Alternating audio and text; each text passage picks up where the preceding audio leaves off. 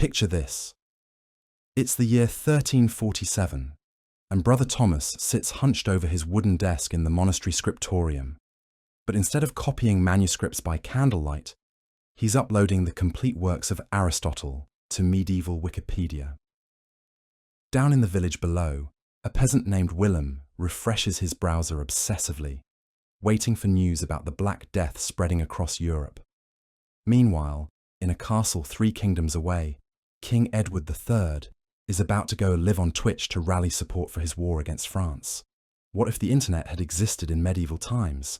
What if fibre optic cables ran alongside ancient Roman roads and Wi-Fi signals bounced between castle towers? Tonight, we're diving into one of history's most fascinating what-if scenarios, exploring how the digital revolution might have transformed the Middle Ages in ways both hilarious and terrifying. Before we begin this journey through time and technology, take a moment to subscribe if you're ready to explore the strange intersections of history and imagination. And drop a comment telling me which medieval internet phenomenon you think would have been the most chaotic. Trust me, by the end of this video, you'll have plenty to choose from. Now, dim the lights, settle in, and let's rewrite history one click at a time. Imagine waking up in the year 1066 to the sound of notification chimes echoing through castle walls.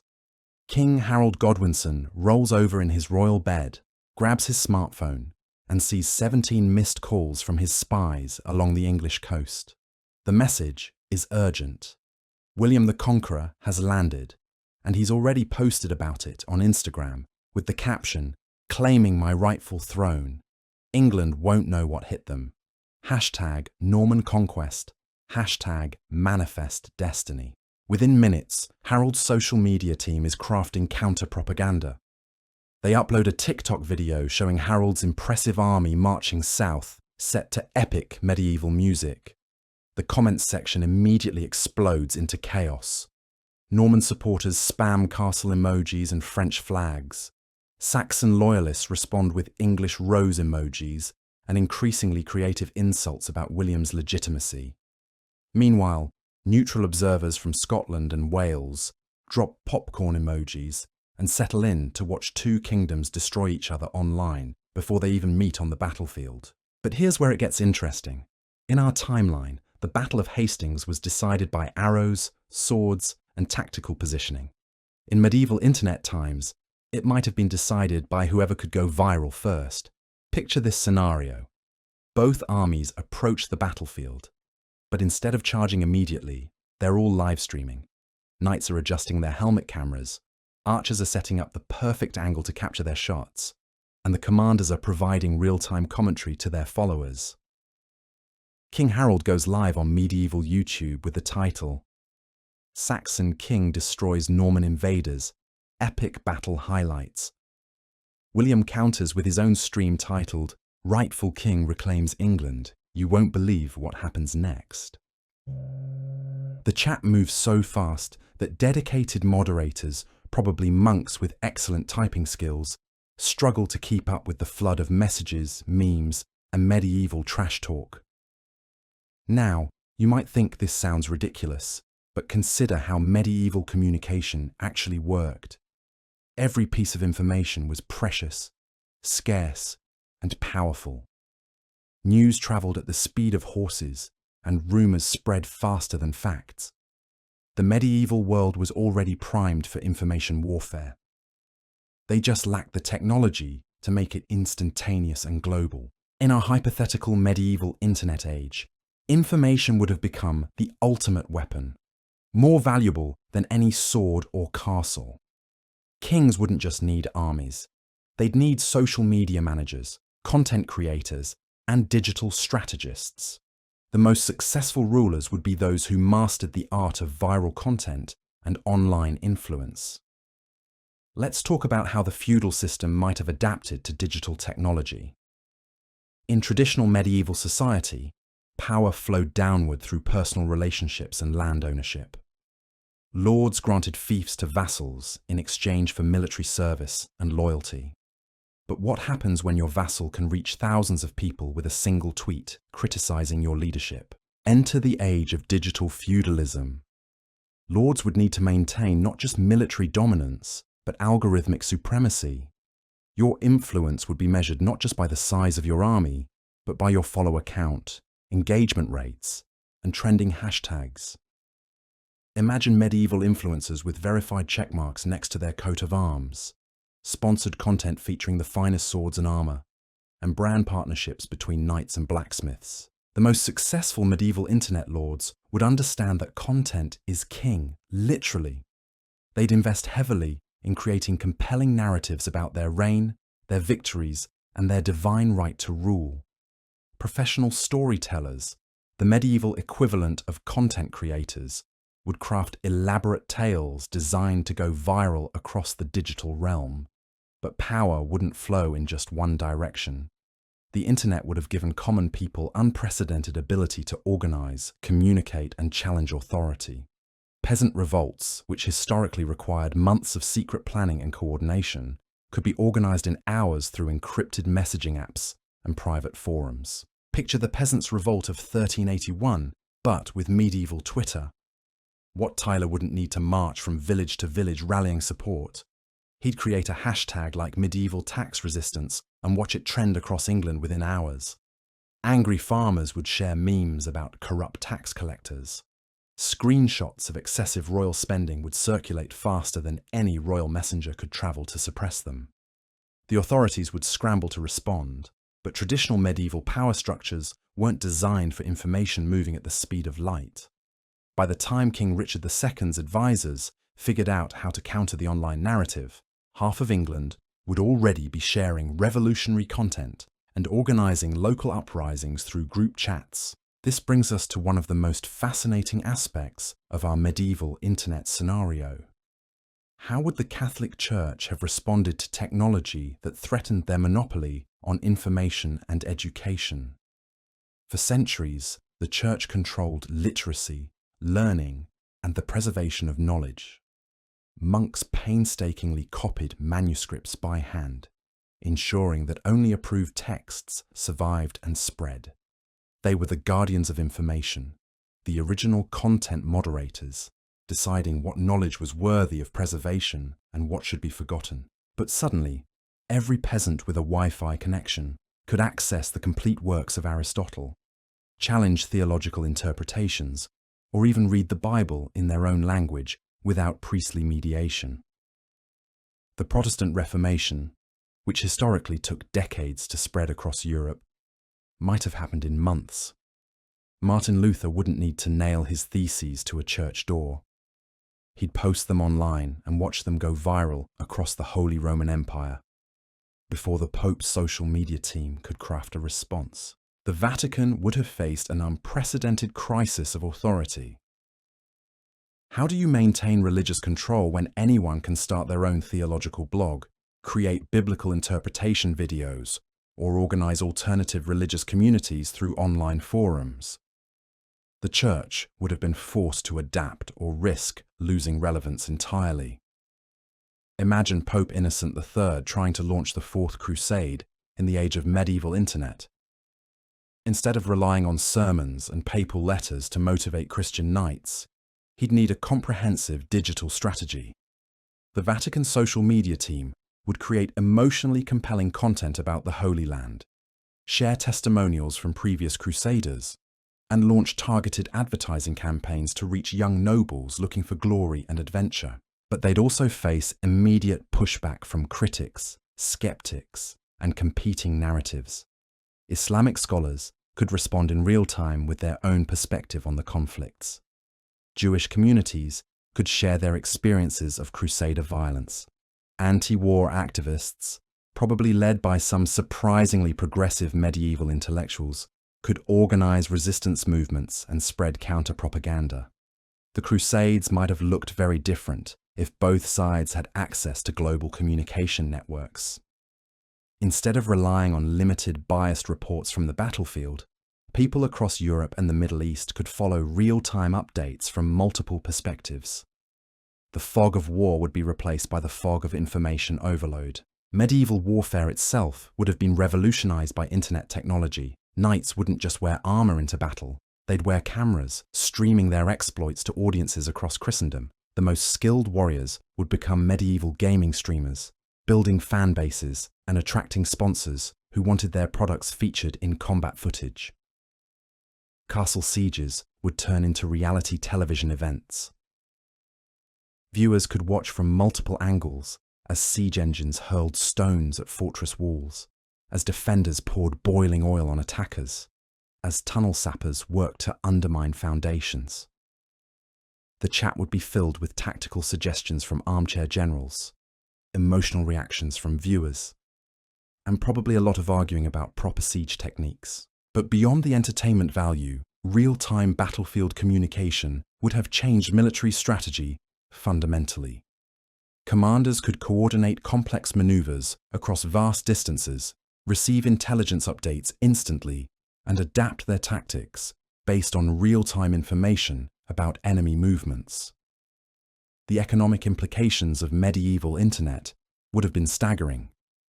Trade, which historically depended on physical transportation of goods along dangerous routes, could have been supplemented by instant communication about prices, demand, and market conditions across Europe and beyond. Medieval merchants were already sophisticated business people who maintained extensive correspondence networks and developed complex financial instruments. Give them internet access, and they'd have created e-commerce platforms that would make Amazon look primitive.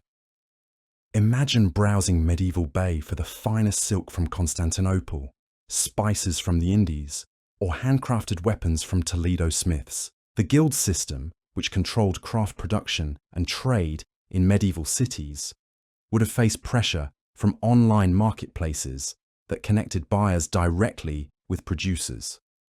A skilled blacksmith in rural England could sell directly to customers across Europe without going through guild intermediaries. This would have accelerated economic change and probably led to earlier development of capitalist market systems. Banking, which was already becoming sophisticated in medieval Italy, would have evolved even faster with digital technology. The Medici family wouldn't just have been influential bankers. They'd have been the creators of medieval PayPal, processing transactions across continents and building financial empires based on digital rather than just physical assets. But perhaps the most intriguing aspect of medieval internet would have been its impact on knowledge and learning. The Renaissance, which historically began in the 14th century with the rediscovery of classical texts, might have happened centuries earlier if ancient knowledge had been digitally preserved and instantly accessible. Medieval universities, which were already creating networks of scholars across Europe, would have become global institutions overnight. A student in Oxford could attend lectures streamed live from professors in Paris, Bologna, or Salamanca. Academic debates that historically took years to develop through written correspondence could unfold in real time through video conferences and online forums. The preservation of knowledge would have been revolutionized. Instead of relying on fragile manuscripts that could be destroyed by fire, war, or neglect, medieval scholars could have created digital archives that preserved human knowledge permanently. The burning of the Library of Alexandria would never have been repeated because there would be countless backup copies stored across the medieval internet. This transformation in learning would have had profound social consequences. Knowledge, which had been the exclusive privilege of the educated elite, would suddenly become democratized. A peasant's daughter with curiosity and internet access could learn mathematics, philosophy, astronomy, and medicine without ever setting foot in a university or monastery. The rigid social hierarchies that depended partly on information scarcity would face unprecedented pressure. But let's dig deeper into the darker side of this medieval digital revolution. If you think modern cybercrime is bad, imagine what it would have looked like in an age when trial by combat was still a legitimate legal procedure. Medieval hackers wouldn't just steal your credit card information. They'd alter land deeds, forge royal decrees, and manipulate inheritance documents in ways that could literally get people executed. Picture a scenario where a disgruntled scribe, someone with both technical knowledge and grudges against the nobility, decides to hack into the royal database. With a few keystrokes, he could change the records to show that the current king is actually illegitimate, that certain lords owe massive debts to their rivals, or that specific knights have committed treason. In an age where written documentation was sacred and legal proof, digital forgery would have been the ultimate weapon. The medieval justice system would have been completely unprepared for cybercrime. How do you prove someone's innocence when the evidence against them exists in a digital format that few people understand? Medieval courts relied heavily on witness testimony, oaths, and physical evidence. A crime committed entirely in cyberspace would have challenged every legal tradition and precedent. Royal courts would have been forced to develop entirely new categories of crime and punishment. What's the medieval equivalent of identity theft when your identity is tied to your family lineage, land holdings, and feudal obligations? If someone hacks your digital records and claims to be you, do you challenge them to a duel? Do you appeal to the church for divine judgment? The legal system would have been in chaos for generations. And speaking of chaos, let's talk about medieval meme warfare. You think modern political memes are brutal? Medieval internet users would have created content that combined the artistic traditions of illuminated manuscripts with the savage humor of people who watched public executions for entertainment. Imagine scrolling through medieval Reddit and seeing elaborately illustrated memes mocking rival kingdoms. A talented artist memer creates a detailed drawing showing the French king as a cowardly chicken fleeing from English longbowmen, complete with heraldic details and Latin captions that roughly translate to France bad, England good. Within hours, French internet users are responding with their own artistic masterpieces depicting English knights as pig-faced barbarians who can't properly joust. These meme wars wouldn't just be funny, they'd be diplomatic incidents. Kings would demand satisfaction for digital insults to their honor. Ambassadors would be recalled over particularly savage cartoon representations. Trade agreements might be cancelled because someone went viral with a meme suggesting that German beer was inferior to English ale. The speed and reach of medieval meme culture would have accelerated international tensions in unprecedented ways. Historically, it took weeks or months for insults between kingdoms to escalate into actual conflicts. With medieval internet, a single viral post could spark a war in days. But the real game changer would have been medieval social media influencers. In our timeline, charismatic leaders like Joan of Arc achieved legendary status through personal charisma, divine visions, and military success.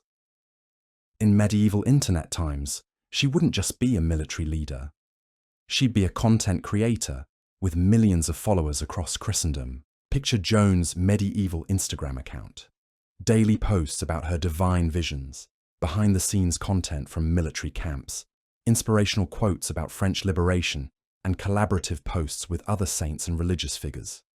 Her story wouldn't just inspire France, it would go viral across Europe, inspiring copycat movements and digital pilgrimages from people who wanted to be part of her narrative. Medieval influencers would have wielded unprecedented soft power. A popular knight blogger with 1 million subscribers could single-handedly destroy a kingdom's reputation or boost support for a crusade. Brands, probably represented by guilds and trading companies, would compete fiercely for influencer partnerships.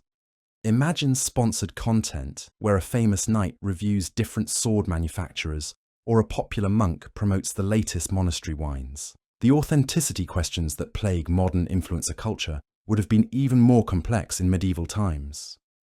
When someone claims to have divine visions or miraculous healing powers, how do you verify that through a screen? The medieval internet would have been flooded with fake saints, fraudulent miracle workers, and people claiming royal bloodlines they couldn't prove. Medieval fact-checkers, probably scholarly monks with access to extensive libraries and records, would have been overwhelmed trying to verify the constant stream of extraordinary claims flowing through social media. The line between faith, legend, and digital deception would have become impossibly blurred. This brings us to medieval dating apps, which would have been simultaneously more practical, and more dangerous than modern online dating. In a world where marriages were political alliances and economic arrangements, a platform that could connect potential partners across vast distances would have been revolutionary. Imagine Noble Match, the premium dating app for medieval aristocracy. Users could browse potential spouses based on land holdings, military strength, family connections, and dowry offerings. The app would include features like coat of arms verification, genealogy tracking, and diplomatic compatibility ratings. But medieval dating apps would also have enabled entirely new forms of romantic scandal. Secret affairs could be coordinated across continents. Forbidden relationships between different social classes could flourish in digital spaces, even if they were impossible in physical reality. The amount of romantic intrigue and political blackmail material generated by medieval social media would have kept royal spies busy for centuries. The church would have faced enormous pressure to regulate medieval internet romance. Canon law already had complex rules about marriage, consanguinity, and appropriate relationships. Digital communication would have made these rules almost impossible to enforce. How do you prevent inappropriate relationships when people can communicate privately and instantly across any distance? Medieval internet pornography would have presented even bigger challenges for religious authorities. The church's teachings about sexuality and moral behavior would have clashed directly with the reality of what people actually wanted to see online. Medieval art already included plenty of sexual content, from fertility symbols to satirical manuscripts with explicit imagery. Give medieval people anonymous internet access, and they'd have created content that would make modern internet users blush. Religious authorities would have attempted to create medieval content filters, probably run by specially trained monks who had to review questionable material to determine its appropriateness. These poor souls would have been exposed to the full creative range of medieval internet sexuality while trying to maintain their vows of chastity and moral purity. The psychological impact on medieval content moderators would have been severe. Modern social media companies struggle with the mental health effects of exposing employees to disturbing content. Medieval monks, who had dedicated their lives to spiritual contemplation and prayer, would have been completely unprepared for the psychological challenges of policing internet behavior. But beyond the personal struggles, medieval content moderation would have raised fundamental questions about free speech, religious authority, and the nature of sin itself. If someone commits a sinful act in digital space, is it as serious as committing the same act in physical reality? Medieval theologians would have spent decades debating the spiritual implications of virtual behavior. The economic disruption would have been equally dramatic. Medieval internet advertising would have evolved rapidly from simple banner ads to sophisticated targeting based on social class, geographic location, and browsing behavior. Merchants could track which products appealed to different demographics and adjust their marketing accordingly. Imagine medieval Amazon, but instead of next-day delivery, you're looking at next-month delivery via ox cart along dangerous roads. The logistics would have been nightmarish, but the demand would have been enormous. People in remote villages could access goods from across the known world for the first time in human history. Medieval subscription services would have emerged quickly. Monthly deliveries of spices from the East, wine from France, or books from monasteries across Europe. Wealthy nobles would have competed to have the most exotic subscription boxes, displaying their global connections and sophisticated tastes. But the real economic revolution would have come from medieval cryptocurrency. Instead of relying on physical gold, silver, and copper coins that were heavy, difficult to transport, and easy to counterfeit, medieval merchants could have developed digital currency systems that enabled instant transactions across vast distances. Medieval Bitcoin mining would have been fascinating.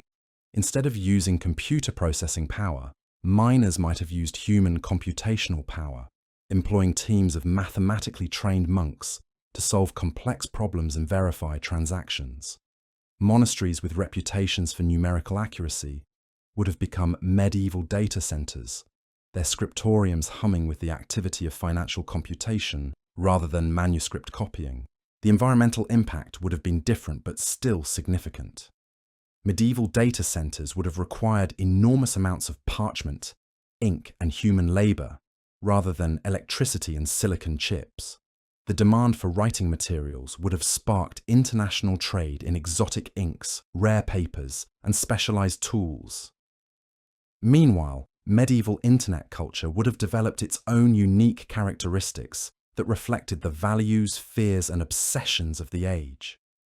Medieval trolls wouldn't just post inflammatory comments. They'd create elaborate theological arguments designed to trap opponents in logical contradictions that could be interpreted as heresy. Medieval internet conspiracy theories would have centered around topics like whether the Earth was actually round, which royal families were secretly controlled by demons, and whether certain saints were actually pagan gods in disguise. These theories would have spread with the same viral intensity as modern conspiracy content, but with the added danger that believing the wrong theory could get you burned at the stake. The speed of information would have accelerated historical events in unpredictable ways.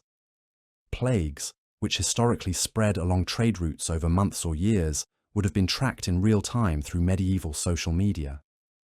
People would have known exactly where the Black Death was spreading, how many casualties it was causing, and which treatments were proving effective. This real-time disease tracking might have saved millions of lives through better quarantine measures and faster development of treatments. But it also would have caused unprecedented panic as people watched the plague approach their communities day by day through live updates and death counts. Medieval disaster response would have been revolutionized. Instead of waiting weeks for news about floods, famines, or invasions, authorities could coordinate relief efforts immediately. Royal resources could be deployed to crisis areas, while the disasters were still unfolding rather than after they had already devastated entire regions. But perhaps most intriguingly, medieval internet would have created entirely new forms of cultural expression that combine traditional medieval arts with digital innovation. Illuminated manuscripts would have evolved into interactive digital experiences with animations, sound effects, and user participation. Medieval music would have been remixed, auto-tuned, and turned into viral videos that spread across continents. The preservation of folk culture would have been dramatically different. Instead of oral traditions slowly evolving and disappearing over generations, medieval communities could have recorded their songs, stories, and customs in digital formats that would survive indefinitely. We might have had access to thousands of medieval voices, perspectives, and cultural expressions that were lost to history in our timeline. Medieval internet would have been chaotic, beautiful, dangerous, and transformative in ways that would have accelerated human development by centuries, while also creating entirely new categories of human problems and conflicts. The transformation of medieval warfare would have extended far beyond live-streamed battles and viral propaganda. Consider the intelligence revolution that would have swept across every kingdom and battlefield. In our timeline, military commanders relied on scouts, spies, and carrier pigeons for battlefield intelligence. Information was precious, often inaccurate, and always delayed. But with medieval internet, warfare would have become a game of real-time information warfare, where data moved faster than cavalry charges. Picture the Battle of Agincourt in 1415, but with Wi-Fi. King Henry V wouldn't just be commanding English longbowmen against French knights. He'd be monitoring live satellite feeds, tracking enemy troop movements through medieval GPS, and coordinating with intelligence analysts back in London who were processing intercepted French communications in real time.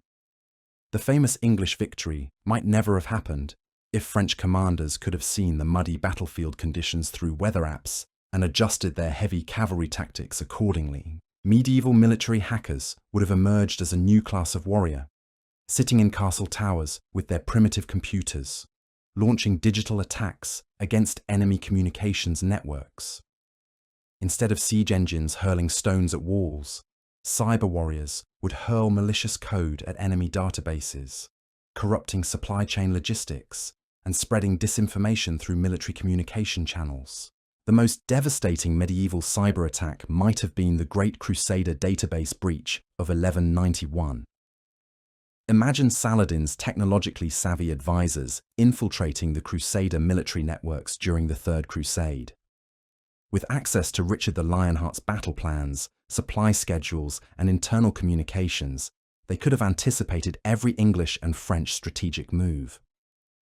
The siege of Acre might have ended very differently if Islamic forces had known exactly when and where the Crusaders planned their assaults. Medieval encryption would have become an art form, combining theological symbolism with mathematical complexity. Military messages would have been encoded using combinations of biblical references, astrological charts, and numerical sequences that only trained priest cryptographers could decipher. Breaking enemy codes would have required not just mathematical skill, but deep knowledge of different religious traditions and cultural references. The speed of medieval internet communication would have fundamentally altered the rhythm of military campaigns. Historically, medieval wars moved at the pace of marching armies, with months between major engagements as forces maneuvered across continents. But instant communication would have enabled coordinated multi-front campaigns, where armies on opposite sides of Europe could synchronize their attacks to the hour. Imagine the 100 Years' War fought with medieval internet connectivity. English forces in Normandy could coordinate perfectly with their allies in Gascony, launching simultaneous offensives that would stretch French defences beyond their breaking point.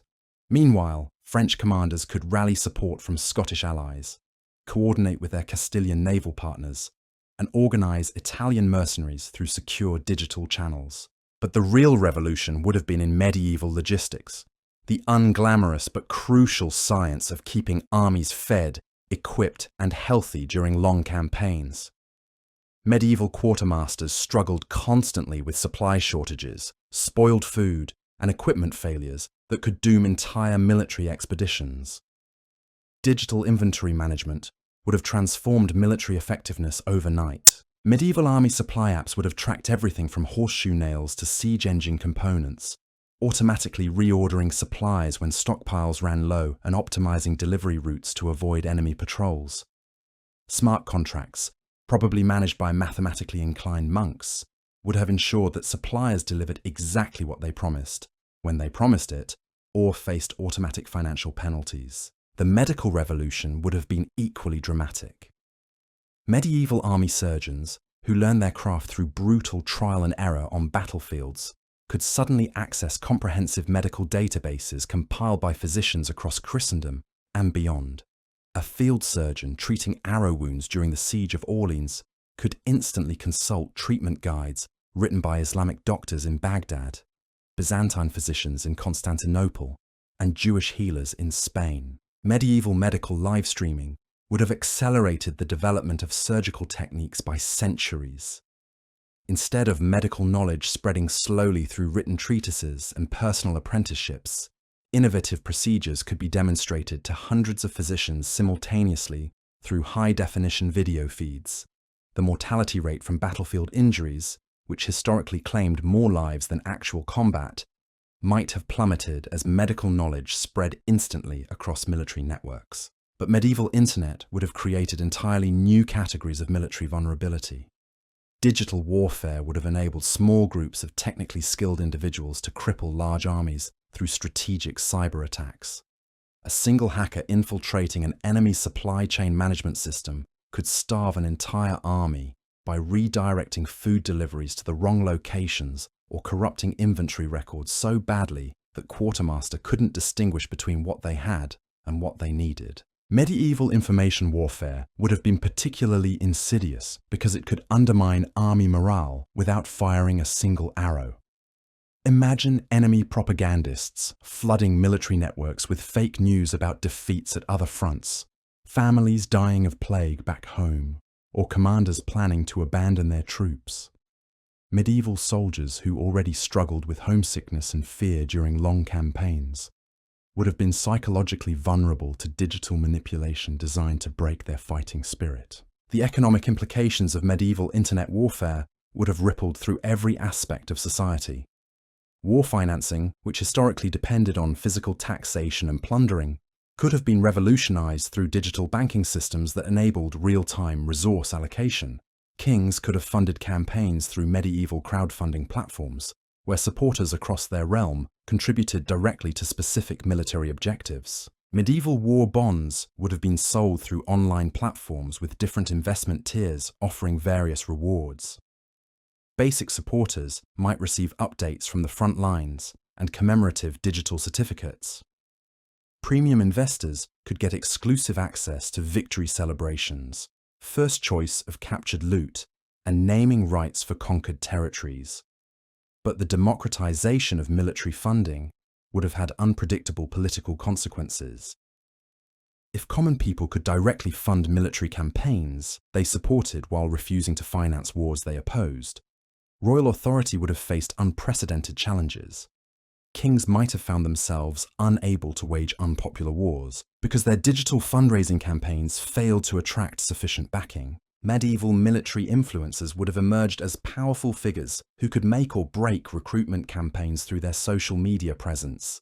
Charismatic knights with large followings could rally thousands of volunteers for crusades simply by posting compelling content about glory, salvation, and adventure in the Holy Land. Conversely, influential voices speaking against specific military campaigns could undermine royal recruitment efforts and turn public opinion against wars before they even began. The technology of medieval warfare itself would have evolved at an unprecedented pace through digital collaboration between military engineers across different kingdoms.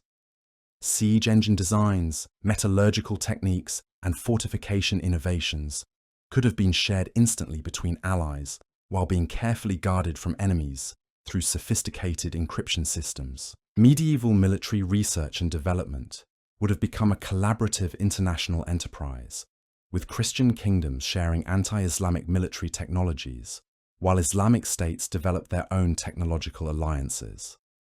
The pace of military innovation, which historically moved at a glacial pace over centuries, would have accelerated dramatically as engineers built upon each other's designs in real time. But perhaps the most profound change would have been in the relationship between rulers and their military forces. Medieval armies were bound together by personal loyalty, feudal obligations, and shared hardship. Digital communication would have enabled soldiers to maintain connections with their families and communities back home, potentially reducing the intense bonds that held military units together during difficult campaigns. Medieval military social networks would have allowed soldiers to share their experiences with civilians in ways that might have reduced public support for warfare.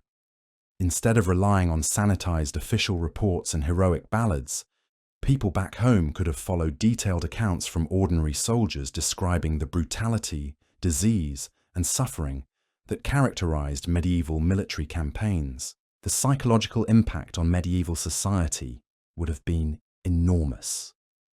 Warfare, which had always been distant and abstract for most civilians, would suddenly become immediate and visceral through social media documentation. Parents watching their sons die in foreign lands through live-streamed battles, wives reading real-time accounts of battlefield horrors, and communities seeing the true cost of military glory might have become much less supportive of royal war-making. Medieval conscientious objection movements might have emerged centuries ahead of their historical timeline, as religious communities used digital platforms to organize resistance to military service based on Christian teachings about peace and nonviolence. The Church's traditional support for just war theory would have faced unprecedented challenges from grassroots movements of believers who rejected violence entirely. But the Church itself would have been transformed by digital technology in ways that extended far beyond military questions. Medieval Christianity was already dealing with theological disputes, competing interpretations of Scripture, and tension between different religious orders. Internet connectivity would have amplified these debates exponentially, while creating entirely new categories of religious controversy. Medieval theological forums would have been intense intellectual battlegrounds, where monks, priests, and scholars debated complex doctrinal questions with a speed and intensity impossible in the pre-digital age. A theological dispute that might have taken decades to resolve through written correspondence and formal church councils could unfold in weeks through online debate platforms. The authority of church hierarchy would have faced unprecedented challenges from digitally empowered religious communities. Local congregations could have accessed theological scholarship directly, compared different interpretations of religious texts, and even organized alternative religious movements without requiring approval from bishops or papal authorities. Medieval religious influencers would have emerged as powerful figures who could interpret scripture, offer spiritual guidance, and build massive followings across linguistic and national boundaries. A charismatic monk with a gift for explaining complex theology in simple terms might have attracted millions of followers across Christendom, potentially wielding more spiritual authority than officially appointed church leaders. The preservation and dissemination of religious texts would have been revolutionized. Instead of relying on handwritten copies that introduced errors and variations over time, religious communities could have maintained perfect digital copies of sacred texts, while also creating searchable databases that enabled sophisticated scriptural analysis. Medieval Bible study would have become a collaborative international enterprise, with scholars from different traditions contributing to massive digital commentaries that synthesized centuries of theological reflection. The development of Christian doctrine, which historically moved slowly through formal church processes, might have accelerated dramatically through real-time theological collaboration. But digital technology would also have enabled the spread of religious movements that challenged orthodox Christianity. Heretical texts that were suppressed by church authorities could have circulated anonymously through digital networks, while alternative religious communities could have organized and grown without detection by religious inquisitors.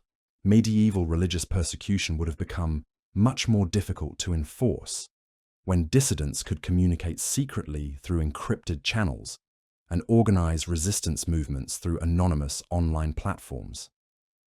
The Cathars, Waldensians, and other medieval religious minorities might have survived and thrived if they had access to digital communication tools that enabled them to evade detection and coordinate their activities across vast distances. The global perspective that internet connectivity would have provided to medieval Christians would have fundamentally altered their understanding of religious diversity and theological truth. Instead of viewing Christianity as the obviously correct religion in a world where alternatives were distant and poorly understood, medieval believers would have encountered detailed arguments from Islamic scholars, Jewish theologians, and other religious traditions on a daily basis. Medieval interfaith dialogue would have flourished through digital platforms where religious scholars from different traditions could engage in respectful theological debate while maintaining their own faith commitments. These exchanges might have led to greater religious tolerance and understanding centuries ahead of their historical development. But they also might have created religious confusion and spiritual crisis among believers who were unprepared to encounter sophisticated challenges to their faith from well-educated advocates of alternative religious traditions. Medieval spiritual counseling would have become much more complex as priests dealt with parishioners struggling with religious doubts triggered by exposure to compelling arguments from other faith traditions. The economic dimensions of medieval religious life would have been transformed by digital technology. Monastery fundraising could have gone global, with religious communities accepting donations from supporters across continents through secure payment platforms. The most successful religious orders would have been those that mastered digital marketing and built strong online communities around their spiritual missions. Medieval religious crowdfunding would have enabled ambitious projects like cathedral construction, missionary expeditions, and theological education programs to attract support from believers worldwide, rather than relying solely on local donations and royal patronage. The great Gothic cathedrals might have been built decades earlier if medieval architects could have raised construction funds through international religious networks. But digital connectivity would also have exposed the wealth disparities and corruption that already existed within medieval religious institutions. Transparent accounting systems would have made it difficult for church officials to hide financial misconduct, while social media would have enabled critics to publicize religious scandals with unprecedented speed and reach. Medieval religious reform movements would have been much more difficult to suppress when reformers could organize through digital networks, share evidence of institutional corruption, and rally international support for their causes. The Protestant Reformation might have happened centuries earlier, or perhaps multiple smaller reform movements would have prevented the need for such dramatic religious upheaval. The intellectual life of medieval Christianity would have been revolutionized by access to vast digital libraries containing religious texts from across the Christian world and beyond. Medieval theologians could have accessed Greek patristic sources, Latin theological treatises, and even translations of works by Islamic and Jewish scholars that would have enriched their understanding of philosophical and theological questions. Medieval universities, which were already becoming centers of theological learning, would have evolved into global educational networks where students could access the best religious instruction regardless of their geographic location. A peasant's son with intellectual gifts could have received theological training that rivaled what was available to nobility, potentially democratizing religious leadership in unprecedented ways. But perhaps the most profound transformation would have been in the daily spiritual lives of ordinary medieval Christians.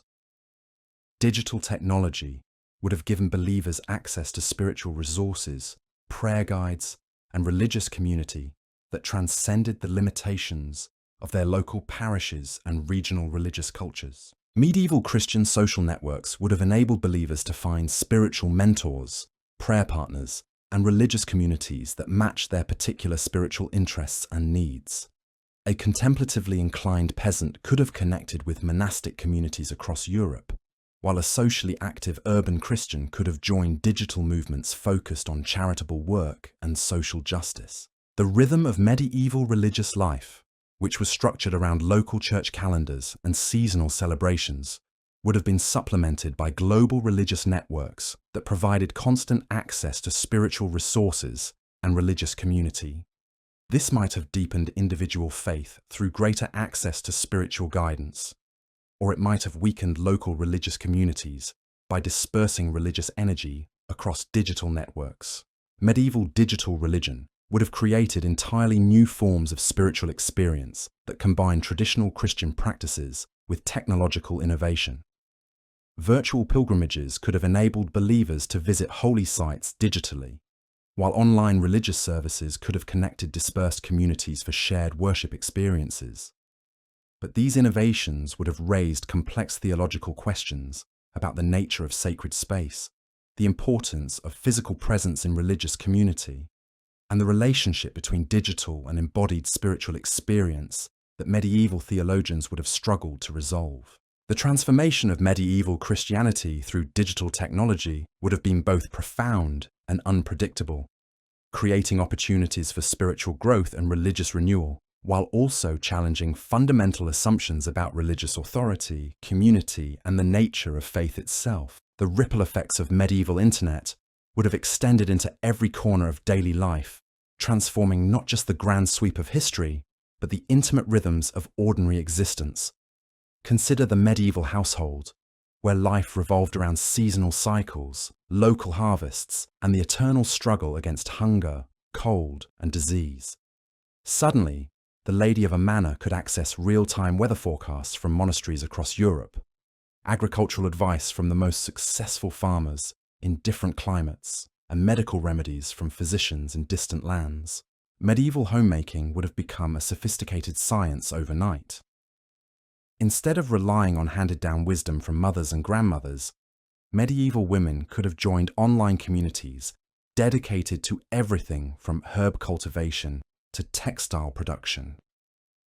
The secrets of the finest Flemish weavers, the preservation techniques of alpine communities, and the cooking methods of Mediterranean households would have been freely shared through digital networks. But this democratization of domestic knowledge would have threatened the traditional power structures that governed medieval households. The older women who traditionally held authority through their accumulated wisdom would have found their expertise challenged by younger family members with better access to digital information. Medieval family dynamics would have been revolutionized as hierarchies based on age and experience gave way to hierarchies based on technological literacy. Medieval children would have grown up in a world unimaginably different from their parents' experiences. Instead of learning exclusively through oral tradition and direct observation, young people could have accessed educational content from the greatest scholars of their age. A peasant child in rural England could have learned mathematics from Arabic scholars, studied astronomy through Byzantine texts, and even accessed basic medical training through digital manuscripts. The implications for medieval social mobility would have been staggering. In our timeline, a person's social position was largely determined by birth, with only the church offering limited opportunities for talented individuals to rise above their circumstances. But medieval internet would have created pathways for advancement based purely on intellectual ability and digital savvy. Imagine a brilliant serf's daughter who teaches herself Latin through online tutorials, masters accounting through digital training programs, and eventually becomes a financial advisor to nobility through her demonstrated expertise in managing complex economic calculations. Her success story, shared through medieval social media, would inspire thousands of other young people to pursue education and self-improvement in ways that would have been impossible without digital connectivity. Medieval education would have been completely transformed. The cathedral schools and early universities that were just beginning to emerge would have faced competition from digital learning platforms that offered superior instruction at lower cost. Why pay expensive tuition to study at the University of Paris when you could access the same lectures online while continuing to work and contribute to your family's survival? But traditional educational institutions would have adapted rather than disappeared. Medieval universities would have become hybrid organizations that combined in-person community building with digital content delivery. Students would have gathered physically for debates, discussions, and collaborative projects while accessing lectures and reading materials through online platforms. The social aspects of medieval university life would have been enhanced rather than diminished by digital technology. Students from different countries could have maintained friendships and academic collaborations long after graduation through digital networks. The scholarly communities that historically took decades to develop through correspondence would have formed almost instantly through online forums and social media connections. Medieval scientific advancement would have accelerated exponentially through digital collaboration between scholars across different regions and cultures. Instead of working in isolation with limited access to previous research, medieval natural philosophers could have built upon each other's discoveries in real time.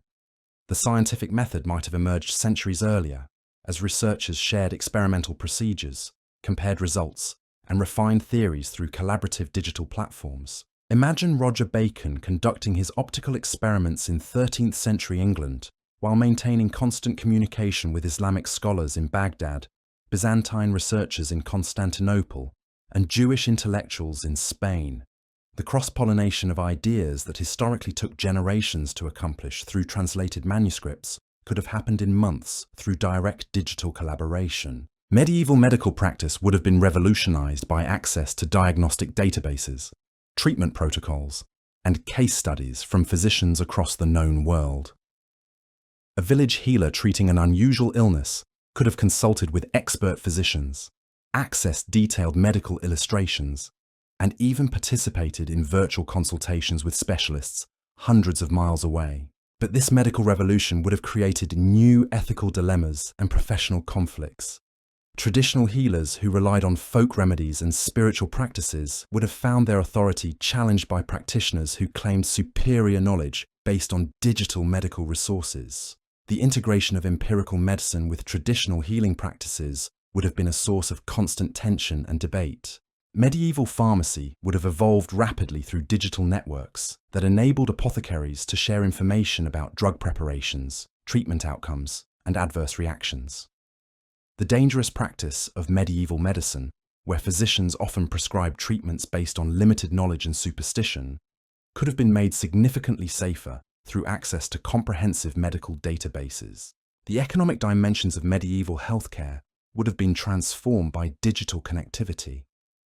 Medical knowledge, which was traditionally hoarded by small groups of practitioners, would have become more widely accessible.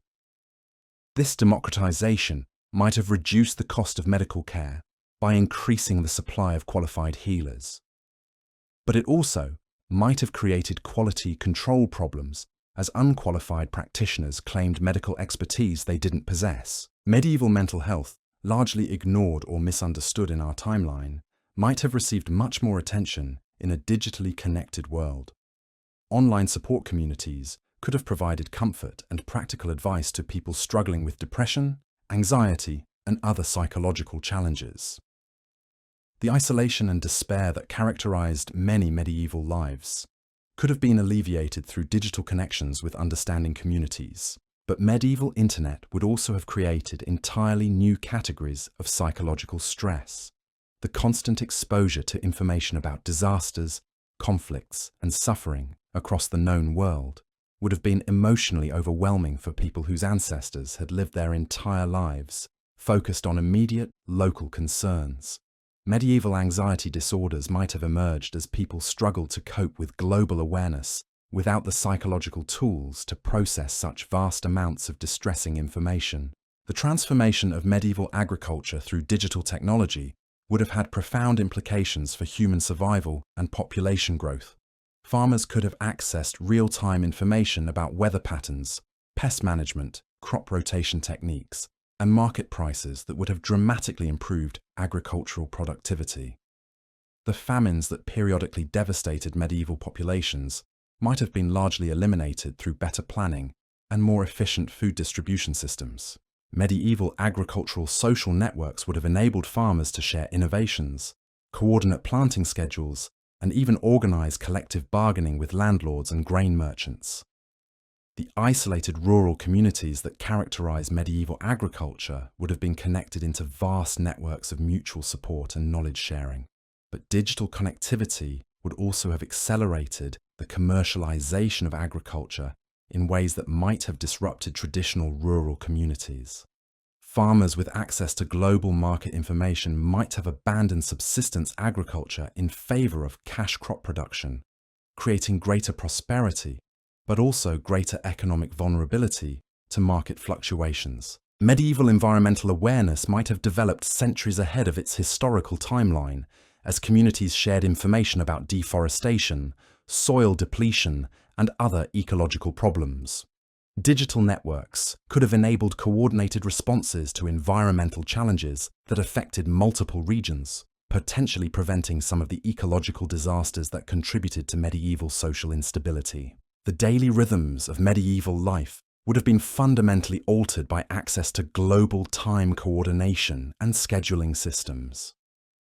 The medieval world operated on local time systems based on sundials and church bells, creating confusion and coordination problems when people from different regions tried to work together. Digital time synchronization would have enabled much more sophisticated coordination of activities across vast distances. Medieval entertainment would have been revolutionized by digital content creation and distribution. Instead of relying on traveling minstrels and local storytellers, medieval people could have accessed entertainment from across the known world.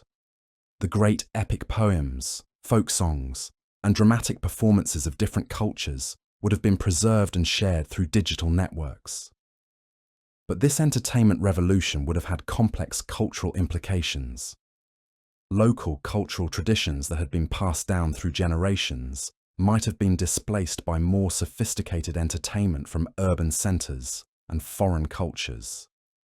The rich diversity of regional folk traditions could have been homogenized as people gravitated toward the most popular and widely accessible content. Medieval gaming culture would have emerged as digital platforms enabled people to create and share interactive entertainment experiences.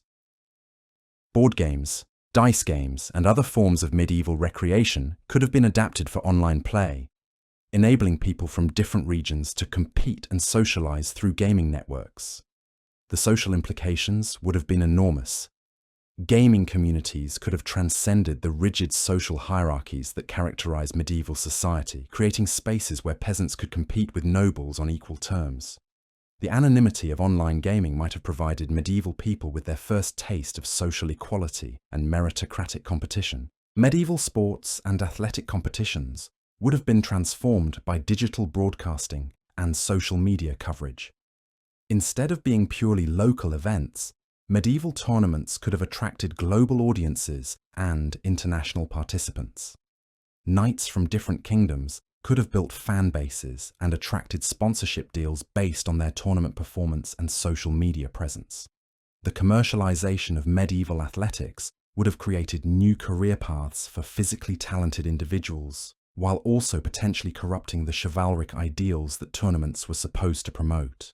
The tension between sport as character development and sport as entertainment would have emerged centuries ahead of its historical development. Medieval fashion and personal appearance would have been influenced by global style trends transmitted through social media and digital commerce platforms.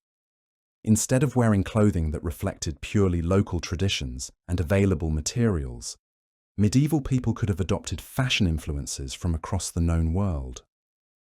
The Silk Road would have been supplemented by a digital style road that transmitted aesthetic preferences at the speed of light. But this fashion revolution would have had complex social and economic implications. Traditional textile workers might have struggled to compete with imported styles and techniques, while the symbolic meaning of clothing in medieval social hierarchies would have been disrupted by access to diverse fashion options. Medieval food culture would have been transformed by access to recipes, cooking techniques, and ingredient sources from across different culinary traditions. The limited and often monotonous medieval diet could have been enriched by digital access to the cooking wisdom of different cultures and climates. A medieval cook in Northern Europe could have learned to prepare Mediterranean dishes, Islamic spice combinations, and Byzantine delicacies. The global spice trade, which was already one of the most lucrative aspects of medieval commerce, would have been revolutionized by digital market platforms that connected spice producers directly with consumers while providing real-time information about prices, quality, and availability. The monopolies that controlled spice distribution might have been broken by digital commerce platforms that enabled more competitive and efficient trade. Medieval nutrition and health would have improved dramatically as people gained access to information about balanced diets, food safety, and the medicinal properties of different ingredients. The malnutrition that weakened medieval populations and made them vulnerable to disease could have been largely eliminated through better dietary knowledge and more diverse food sources. But the democratization of culinary knowledge would also have created new forms of cultural tension. Traditional food customs that reflected local agricultural conditions and cultural values might have been displaced by foreign cuisines that were perceived as more sophisticated or desirable. The cultural meaning of food as a marker of regional and social identity would have been complicated by access to global culinary options. Medieval travel would have been revolutionized by digital navigation tools, accommodation booking platforms, and real-time information about road conditions, weather hazards, and political instability. The dangerous and unpredictable nature of medieval travel, which discouraged most people from venturing far from their birthplace, could have been made much safer and more accessible through digital planning and communication tools. Medieval tourism might have emerged as a significant economic activity as people gained the ability to research destinations, plan itineraries, and share travel experiences through digital platforms. The pilgrimage routes that already connected medieval Europe could have evolved into broader tourism networks that promoted cultural exchange and economic development. But increased travel would also have accelerated the spread of diseases, ideas, and conflicts in ways that might have been destabilizing. The isolation that characterized many medieval communities served as protection against external threats as well as external opportunities. Digital connectivity would have eliminated this protective isolation while also eliminating the cultural diversity that geographic separation had preserved. The transformation of medieval daily life through digital technology would have been simultaneously liberating and destabilizing, creating opportunities for human flourishing while also challenging the traditional structures and relationships that had provided stability and meaning for countless generations. The medieval internet would have been a force of creative destruction that reshaped human civilization in ways both wonderful and terrible, accelerating human progress, while also creating entirely new categories of human problems that would have taken centuries to understand and address. In this alternate medieval timeline, we would see the emergence of problems that feel remarkably familiar to modern internet users, but amplified by the brutal realities of medieval life. Digital addiction would have been not just a personal problem, but a survival threat when people became so absorbed in online activities that they neglected essential tasks like food production, animal care, and home maintenance that meant the difference between life and death in the medieval world. Medieval parents would have struggled with children who preferred digital entertainment to learning practical skills needed for survival. The generational conflicts that characterize modern technology adoption would have been matters of life and death, when young people rejected traditional knowledge in favor of digital alternatives that might not have been reliable or appropriate for their specific circumstances. The medieval digital divide would have created new forms of social inequality based on access to technology and digital literacy, rather than just birth and land ownership. Communities with better internet connectivity would have thrived, while isolated areas fell further behind, potentially creating technological feudalism, where digital access became the new basis for social hierarchy. Medieval cyberbullying would have been particularly vicious because it combined the anonymity of digital communication with the honor-based social systems that characterized medieval culture. Online attacks on someone's reputation could have had devastating real-world consequences in societies where personal honor determined social standing, economic opportunities, and even physical safety.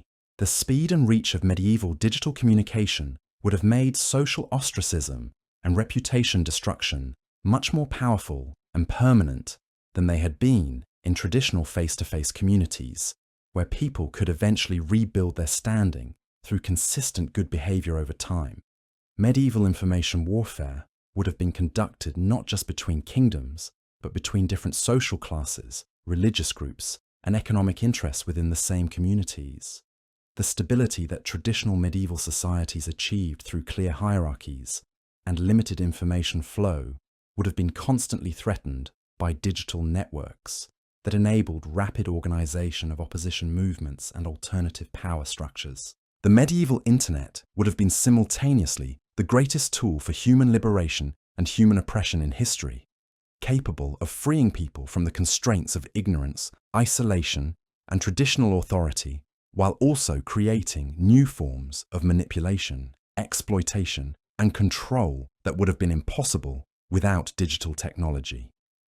In the end, medieval internet would have accelerated the collapse of traditional medieval civilization, while also accelerating the development of whatever would have replaced it, compressing centuries of gradual social evolution into decades of revolutionary transformation that would have been as traumatic as it was liberating for the people who lived through it.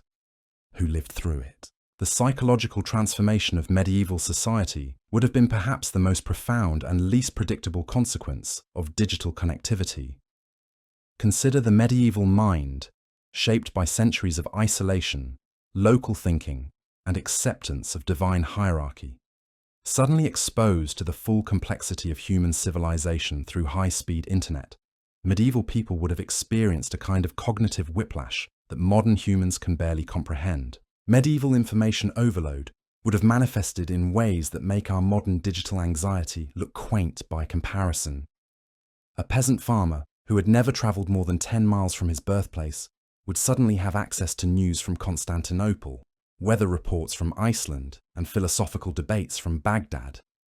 The human brain, evolved for processing local, immediate concerns, would have struggled to make sense of global complexity on a scale that even educated medieval elites had never imagined. Medieval therapy would have emerged as an entirely new profession, as people struggled to cope with existential crises triggered by exposure to radically different worldviews.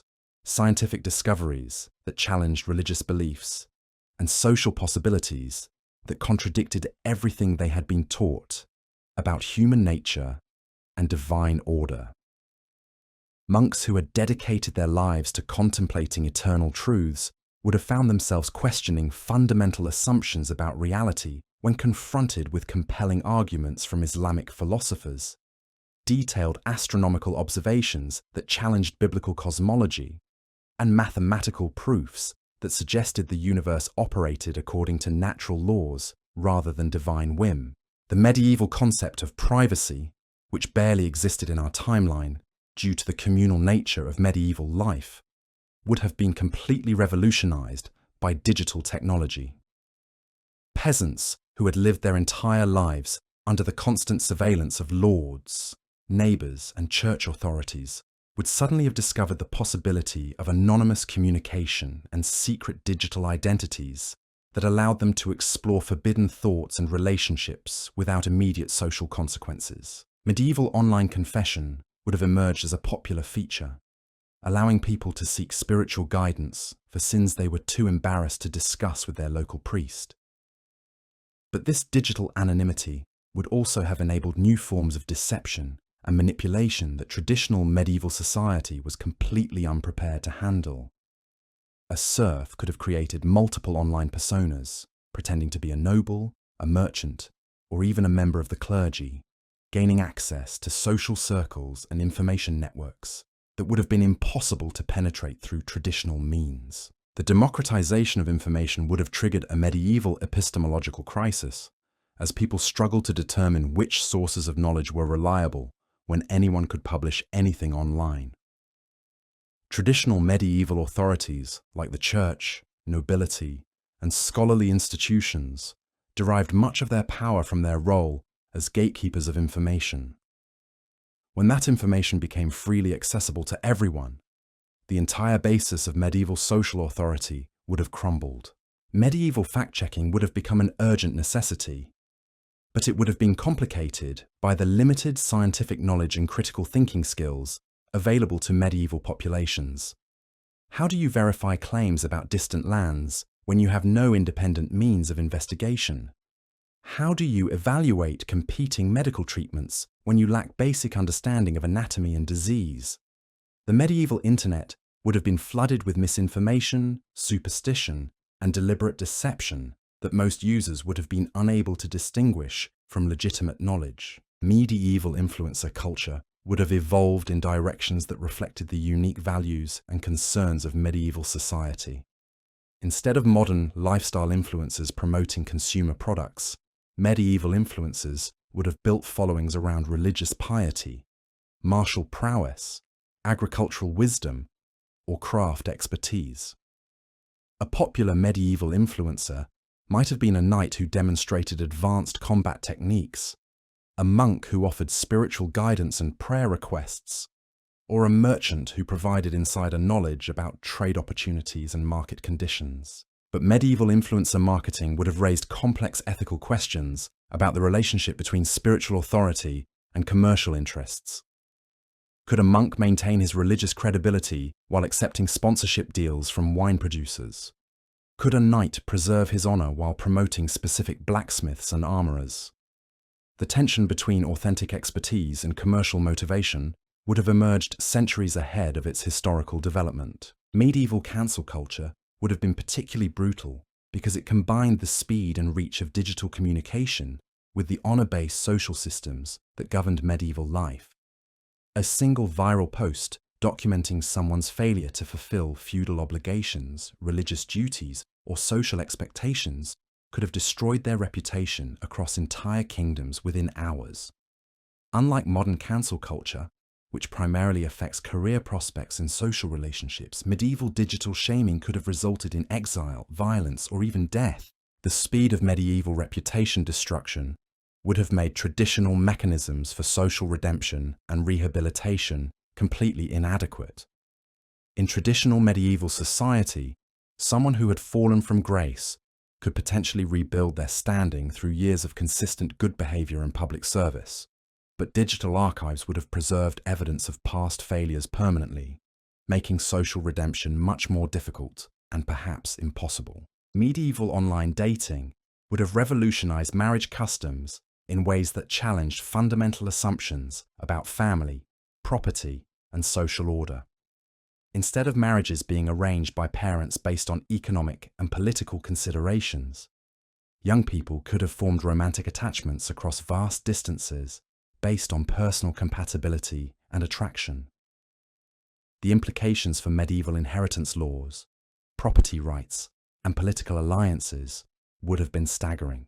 Medieval long-distance relationships would have flourished through digital communication platforms that enabled couples to maintain emotional intimacy despite physical separation. A merchant's daughter in London could have courted a scholar in Paris. A knight's son in Germany could have fallen in love with a farmer's daughter in Italy. And these relationships could have developed into committed partnerships that transcended traditional social boundaries. But medieval online romance would also have enabled new forms of deception and exploitation.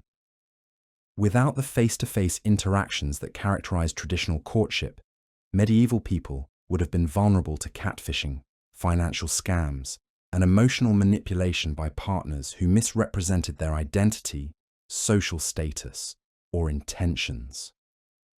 The medieval legal system would have been completely unprepared to handle disputes arising from digital relationships, particularly when they involved people from different kingdoms with different laws and customs. Medieval social media would have developed unique characteristics that reflected the religious worldview and social hierarchies of the age.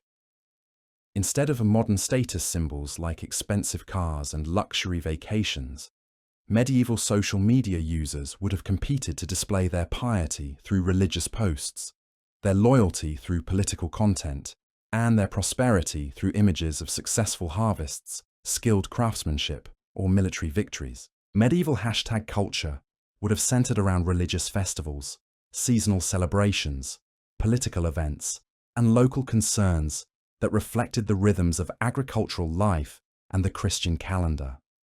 Popular hashtags might have included things like harvest blessings, crusade glory, St. Francis Day, or plague prevention, creating digital communities organized around shared experiences and concerns. Medieval meme culture would have drawn heavily from religious imagery, heraldic symbols, and popular folk tales, creating a rich visual vocabulary that combined traditional medieval art forms with digital innovation. The illuminated manuscript tradition would have evolved into sophisticated digital art that incorporated animation, sound effects, and interactive elements while maintaining the spiritual and aesthetic sensibilities of medieval culture. But medieval memes would also have been used as weapons of political warfare and social control. A skillfully crafted meme mocking a rival kingdom's military failures, questioning a noble's legitimacy, or satirizing church corruption could have influenced public opinion more effectively than traditional forms of propaganda. The speed and reach of viral content would have made medieval meme warfare a crucial component of diplomatic and military strategy. Medieval online gaming would have emerged as a popular form of entertainment that reflected the competitive and hierarchical nature of medieval society. Instead of modern video games based on fantasy themes, medieval online games would have simulated real medieval activities like tournament combat, agricultural management, craft production, and trade negotiations. Players could have competed in virtual jousting matches, managed digital estates, or participated in complex economic simulations based on actual medieval commerce. Medieval gaming communities would have transcended traditional social boundaries, creating spaces where peasants could compete with nobles on equal terms based solely on skill and strategic thinking.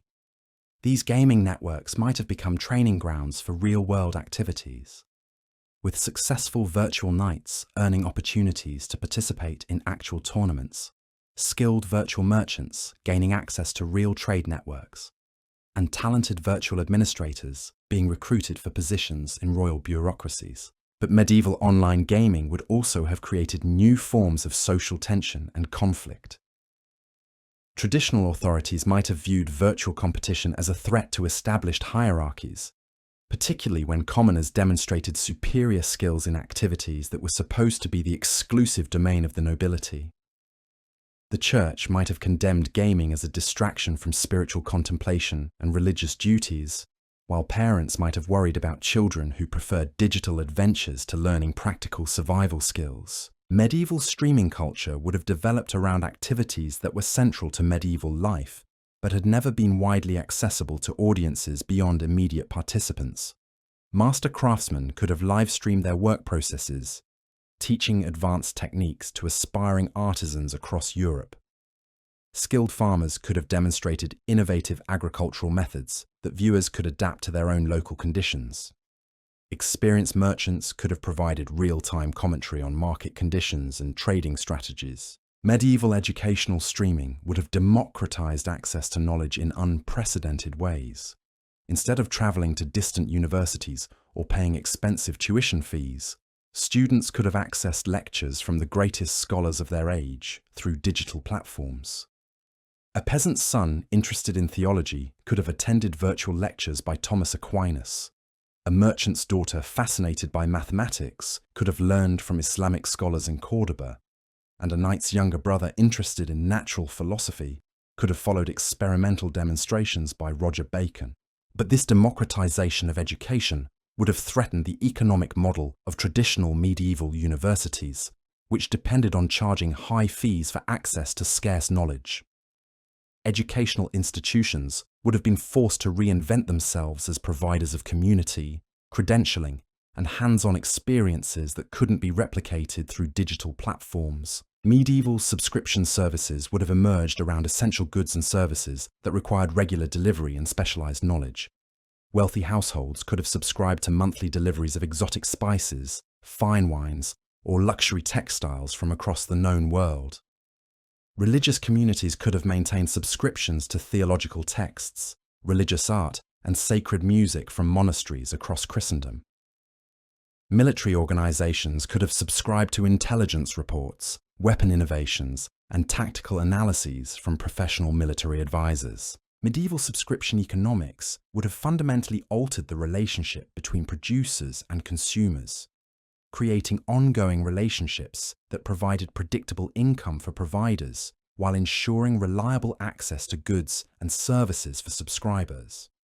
This model would have been particularly valuable for seasonal products, perishable goods, and specialized services that required advanced planning and coordination. Medieval customer reviews would have revolutionized trade by providing buyers with detailed information about product quality, seller reliability, and service satisfaction from previous customers. A merchant's reputation would have been based not just on personal relationships and local knowledge, but on publicly accessible reviews from customers across their entire market area.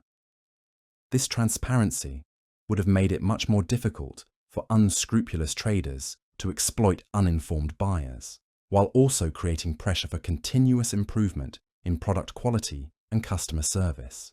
But medieval review culture would also have been vulnerable to manipulation, fraud, and abuse. Competitors could have posted fake negative reviews to damage rivals' reputations, while wealthy merchants could have paid for positive reviews to inflate their standing. The medieval legal system would have struggled to address review-related disputes, particularly when they involved parties from different jurisdictions with different commercial laws and enforcement mechanisms. Medieval crowdfunding would have enabled ambitious projects that required resources beyond what any individual or single community could provide.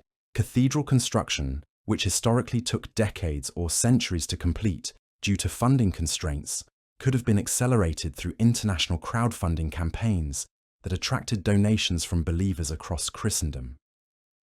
Military campaigns could have been financed through patriotic crowdfunding that enabled supporters to contribute directly to specific strategic objectives. Medieval crowdfunding would also have democratized patronage by enabling ordinary people to support artists, scholars, and innovators whose work they valued. Instead of relying solely on wealthy nobles and church officials for support, creative individuals could have built sustainable careers through small contributions from large numbers of supporters who appreciated their work. But crowdfunding would also have created new opportunities for fraud and disappointment when project creators failed to deliver promised results, or when contributors had unrealistic expectations about what their support would achieve. Medieval consumer protection laws were virtually non-existent, leaving crowdfunding participants vulnerable to exploitation and abuse. The cumulative impact of all these changes would have created a medieval society that was simultaneously more connected and more fragmented, more informed and more confused, more prosperous and more unequal than anything that had existed before in human history. The medieval internet would have accelerated the pace of change to a degree that might have overwhelmed the adaptive capacity of medieval institutions and social structures. Medieval future shock would have been a constant feature of daily life as people struggled to keep pace with technological innovations, social transformations, and cultural changes that arrived faster than they could be absorbed and integrated into existing ways of life. The stability that characterized traditional medieval society would have been replaced by constant uncertainty and continuous adaptation that many people would have found psychologically unbearable. Yet this same technological revolution would also have unleashed human potential in ways that could have eliminated much of the suffering, ignorance, and limitation that characterized medieval existence.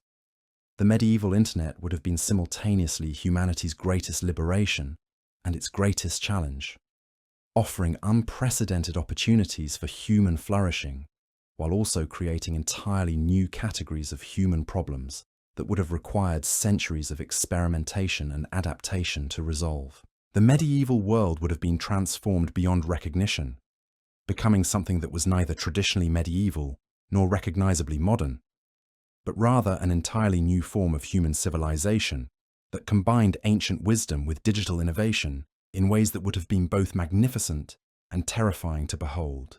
The ripple effects would have extended into the most intimate corners of medieval existence, transforming not just how people communicated, but how they dreamed, feared, and understood their place in the universe. Picture the medieval bedroom, where families huddled together for warmth and protection against the dark unknown. Now imagine that darkness pierced by the blue glow of screens as people scrolled through global news feeds before falling asleep to the soft hum of digital notifications. Medieval insomnia would have emerged as an epidemic centuries before anyone understood what it was. Peasants who had spent their entire lives following natural sleep rhythms dictated by sunrise and sunset would suddenly find themselves staying awake until midnight, doom-scrolling through reports of plague outbreaks in distant kingdoms, political upheavals in neighbouring duchies, and theological debates that challenged everything they thought they knew about salvation and damnation. The medieval attention span, already fragmented by the constant struggle for survival, would have been shattered completely by the infinite scroll of digital content. A blacksmith trying to focus on forging a horseshoe would be interrupted every few minutes by notifications about market fluctuations, weather warnings, and messages from customers across Europe.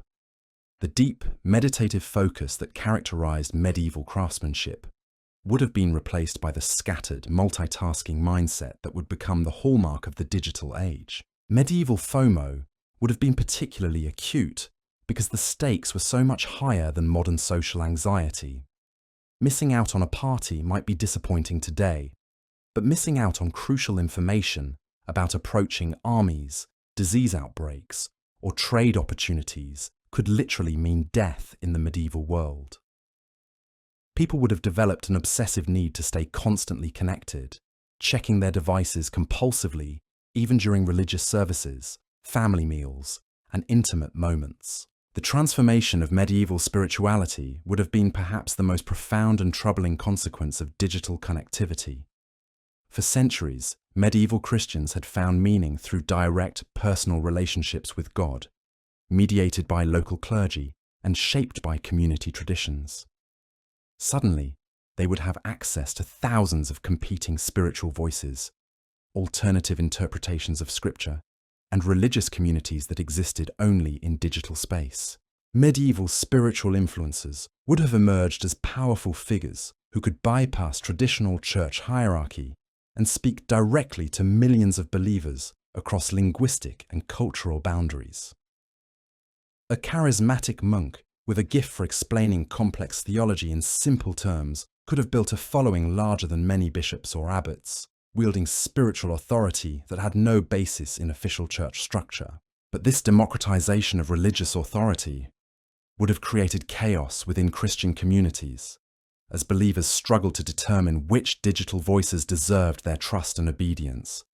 Traditional mechanisms for identifying legitimate spiritual authority, based on ordination, institutional affiliation, and community recognition, would have been completely inadequate for evaluating online religious teachers who could claim divine inspiration without any external validation. Medieval online theology would have become a battlefield of competing interpretations, with different digital communities developing radically different understandings of Christian doctrine based on the particular influences and content creators they chose to follow. The unity of medieval Christendom, already strained by political and cultural differences, would have fragmented into thousands of micro-communities with their own theological perspectives and spiritual practices.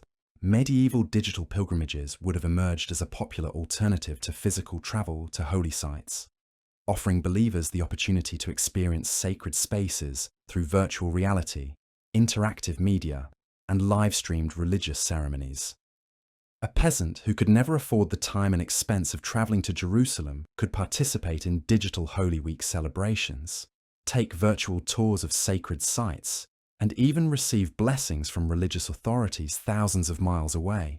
But these digital spiritual experiences would have raised profound theological questions about the nature of sacred space, the importance of physical presence in religious practice, and the relationship between virtual and embodied spiritual experience. Could digital participation in religious ceremonies provide the same spiritual benefits as physical attendance? Did virtual pilgrimages carry the same redemptive power as actual travel to holy sites? Medieval theologians would have struggled for centuries to develop coherent answers to these unprecedented questions. The economic transformation would have been equally dramatic and disruptive.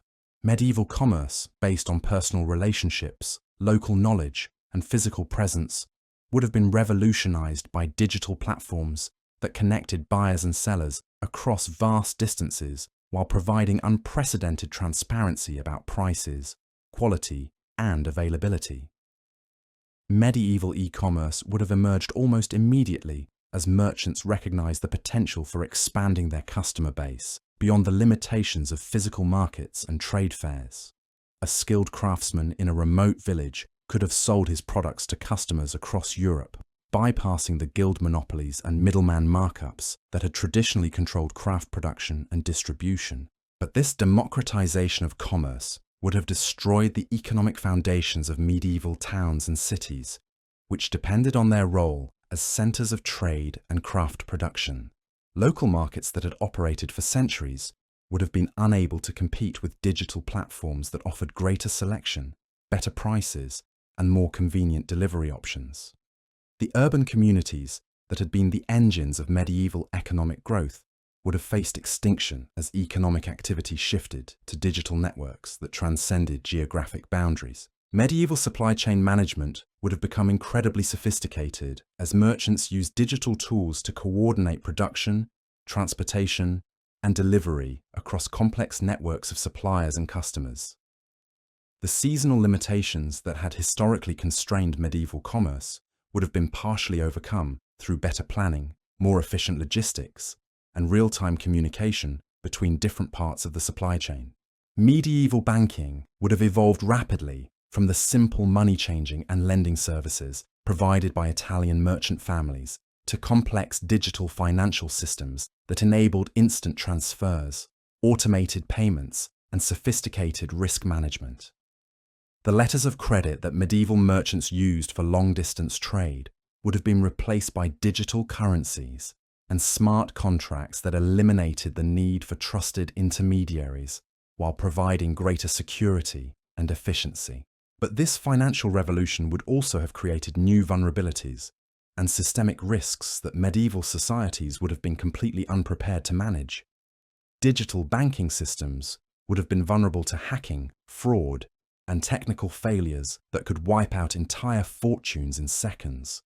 The personal relationships and local knowledge that had provided security in traditional medieval finance would have been replaced by complex technical systems that most people couldn't understand or control. Medieval cryptocurrency would have emerged as merchants and bankers sought to create digital money systems that were independent of royal control and immune to the debasement and manipulation that plagued traditional medieval currencies. These digital currencies would have enabled trade relationships that transcended political boundaries and survived political upheavals. But they also would have made it much more difficult for medieval governments to control monetary policy and collect taxes. The transformation of medieval labour would have been equally revolutionary as digital platforms connected workers with employers across vast distances, while providing new opportunities for remote work and freelance employment. A skilled scribe in rural England could have found employment with merchants in Florence, legal scholars in Paris, or church officials in Rome without ever leaving his home village. Medieval gig economy would have flourished as people discovered they could earn money through small tasks and specialized services that could be performed digitally. A peasant with good handwriting could have transcribed documents for distant employers. A monk with mathematical skills could have provided accounting services to merchants across Europe. And a noblewoman with language abilities could have worked as a translator for international correspondence.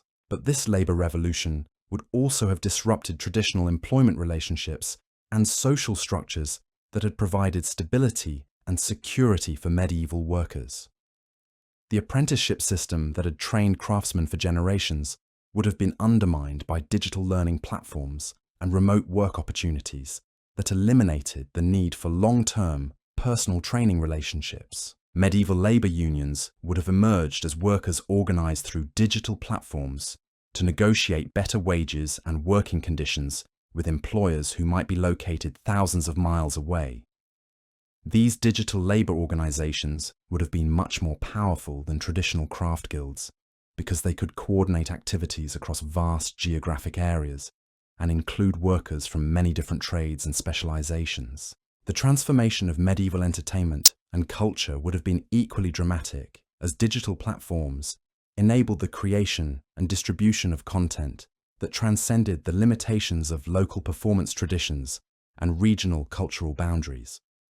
Medieval Netflix would have offered access to entertainment from across the known world, including Islamic poetry, Byzantine music, Jewish storytelling, and pagan folk traditions that had been largely unknown to Christian audiences. Medieval content creators would have emerged as a new class of professional entertainers who could build audiences and generate income through digital platforms rather than relying on aristocratic patronage or local performance opportunities. A talented storyteller could have created serialized narratives that attracted millions of followers. A skilled musician could have distributed compositions across continents, and a gifted artist could have sold digital works to collectors worldwide. But this democratization of cultural production would also have threatened traditional forms of artistic expression and cultural preservation. Local folk traditions that had been passed down through generations of oral performance would have been displaced by more sophisticated digital content that was easier to access and consume. The rich diversity of regional cultural expressions would have been homogenized as people gravitated toward the most popular and widely accessible entertainment options. Medieval social media would have developed unique characteristics that reflected the hierarchical nature of medieval society and the importance of honor, reputation, and social status in determining life opportunities.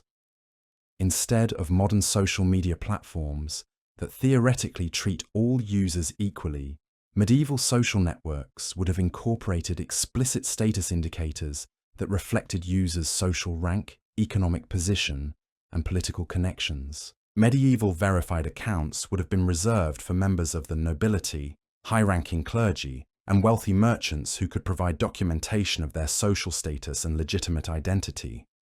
These verified users would have enjoyed special privileges, including priority placement in search results, access to exclusive content and communities, and enhanced credibility for their posts and opinions. Medieval influencer hierarchies would have closely mirrored traditional social structures, with royal family members and high nobles commanding the largest followings and greatest influence over public opinion. But digital platforms would also have created opportunities for talented individuals from lower social classes to build audiences and influence based on their content quality and personal charisma rather than their inherited status. The speed and reach of medieval social media would have made reputation management a crucial skill for anyone who wanted to maintain their social position and economic opportunities.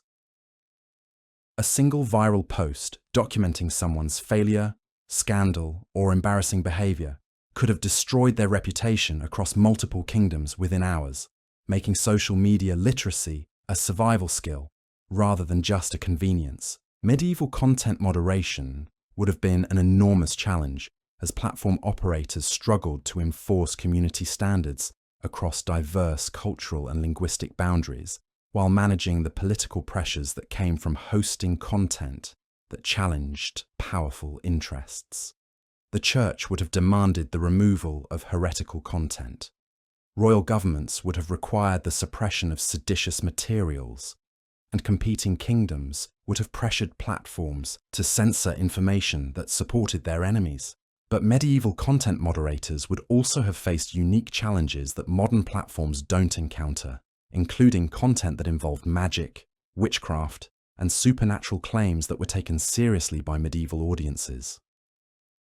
How do you moderate posts about miraculous healings, prophetic visions, and demonic possession when your user base genuinely believes these phenomena are real and potentially dangerous? Medieval online communities would have formed around shared interests, professional affiliations, and regional identities in ways that transcended traditional social boundaries, while also creating new forms of exclusion and discrimination.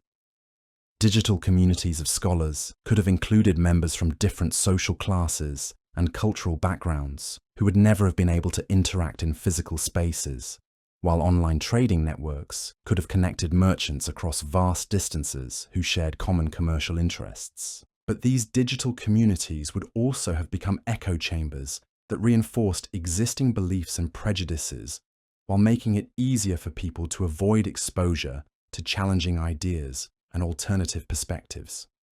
Medieval filter bubbles would have been particularly dangerous because they could have prevented people from receiving crucial information about threats, opportunities, and changes in their physical environment that required immediate attention and response. The cumulative impact of all these transformations would have created a medieval world that was simultaneously more connected and more fragmented, more informed and more confused, more prosperous and more unequal than anything that had existed in human history.